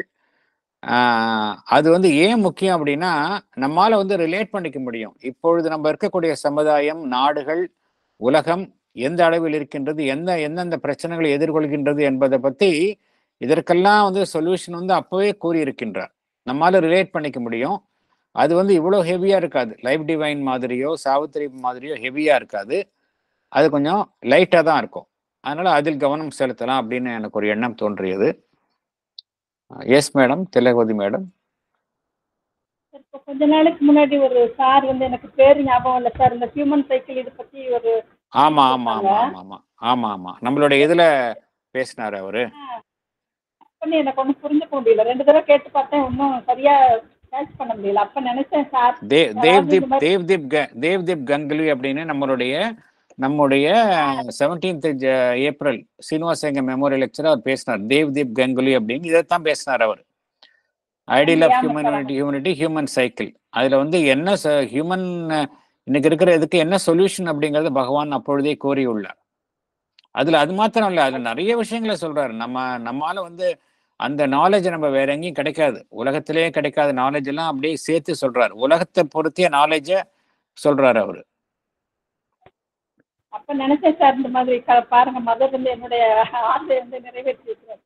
ஆமா, அதுல என்ன சொல்றான்னு, எப்படி மனித குலம் உருவாகியது, மனித குலம் எப்படி ஆரம்பத்துல ஒரு ட்ரைபா இருந்தது, அப்புறம் கற்கால மனிதன் அப்படியே உருவாகி நினைக்கிறான். இது வந்து எங்க கொண்டு போய் முடியும், என்னென்ன பிரச்சனைகள் எழுகின்றன, அப்படி அது அவ்வளவு லைஃப் டிவைன் மாதிரி அவ்வளவு ஹெவியா இருக்காது. பட் ரொம்ப முக்கியமான விஷயங்களை கொண்டுள்ள அது நம்ம எவ்ரி சாட்டர்டே அதில் நம்ம ஃபோக்கஸ் பண்ணலான்னு ஒரு எனக்கு தோன்றியது.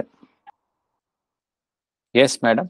அது ஃபெமிலியரா இல்லாத சப்ஜெக்ட் மாதிரியே ஒரு இது. ஏன்னா இப்போ நீங்க சொன்ன மாதிரி மற்றதெல்லாம் படிக்கிறோம் சொல்லி தராங்க, ரெசிடேஷன் எல்லாம் சாவித்திரி சிந்தசிஸ் ஆஃப் யோகா, அது வந்து நம்ம கேள்வி இது அதுக்குள்ளேயே ஆமா போகலை இல்லை அதுக்கு சார். அது ஆமா ஆமா ஆமா. Thank you very much sir, thank you very much.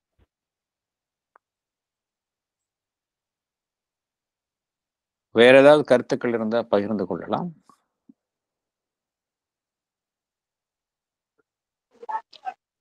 Welcome measure sir, நீங்க சொன்னது. Okay. You have taken up another பெரிய ஒரு இது எடுத்துட்டு இருக்கீங்க. We are all indebted to you for this. Thank you. இருக்கட்டும். ஏன்னா லைவ் டிவைன் பார்த்தோம் அப்படின்னா லைவ் டிவைன்ல வர்ற கருத்துக்கள்லாம் ஒன்றோட ஒன்று லிங்க் ஆயிருக்கு. இப்போ புக் ஒன்லயே நிறைய புக் ஒன் ஓரளவு நம்ம புக் ஒன்ல நம்ம விஷயங்களை ஓரளவு திருப்பி திருப்பி படிச்சு நம்ம சரி செய்து கொண்டு இருக்கிறோம். புக் டூல வரக்கூடிய விஷயங்களை எல்லாம் புக் ஒன்னோட லிங்க் ஆனது. அதனால புக் டூல ஒரு விஷயம் படித்தோம் அப்படின்னா புக் டூல புக் ஒன்ல படிச்சது மற்ற விஷயங்கள்லாம் திருப்பி திருப்பி படிக்கிறோம். அதை திருப்பி நம்ம 2 செஷன் படிக்கிறோம். அதுல திருப்பி திருப்பி படிக்கிறதுனால ஒன்றோட ஒன்று இணைத்து நம்மால புரிந்து கொள்வதற்கு வசதி இருக்கின்றது. லைவ் டிவைன்ல அதுதான் அட்வான்டேஜ்.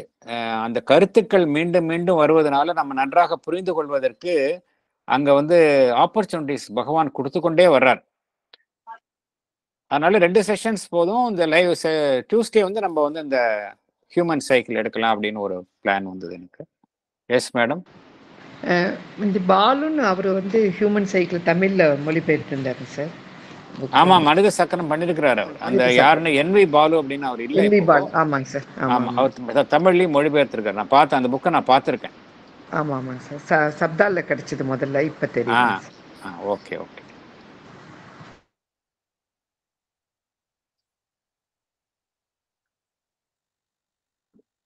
வேற ஒன்றும் கருத்துக்கள் இல்லை அப்படின்னா நம்ம செஷனை க்ளோஸ் பண்ணிக்கலாம்.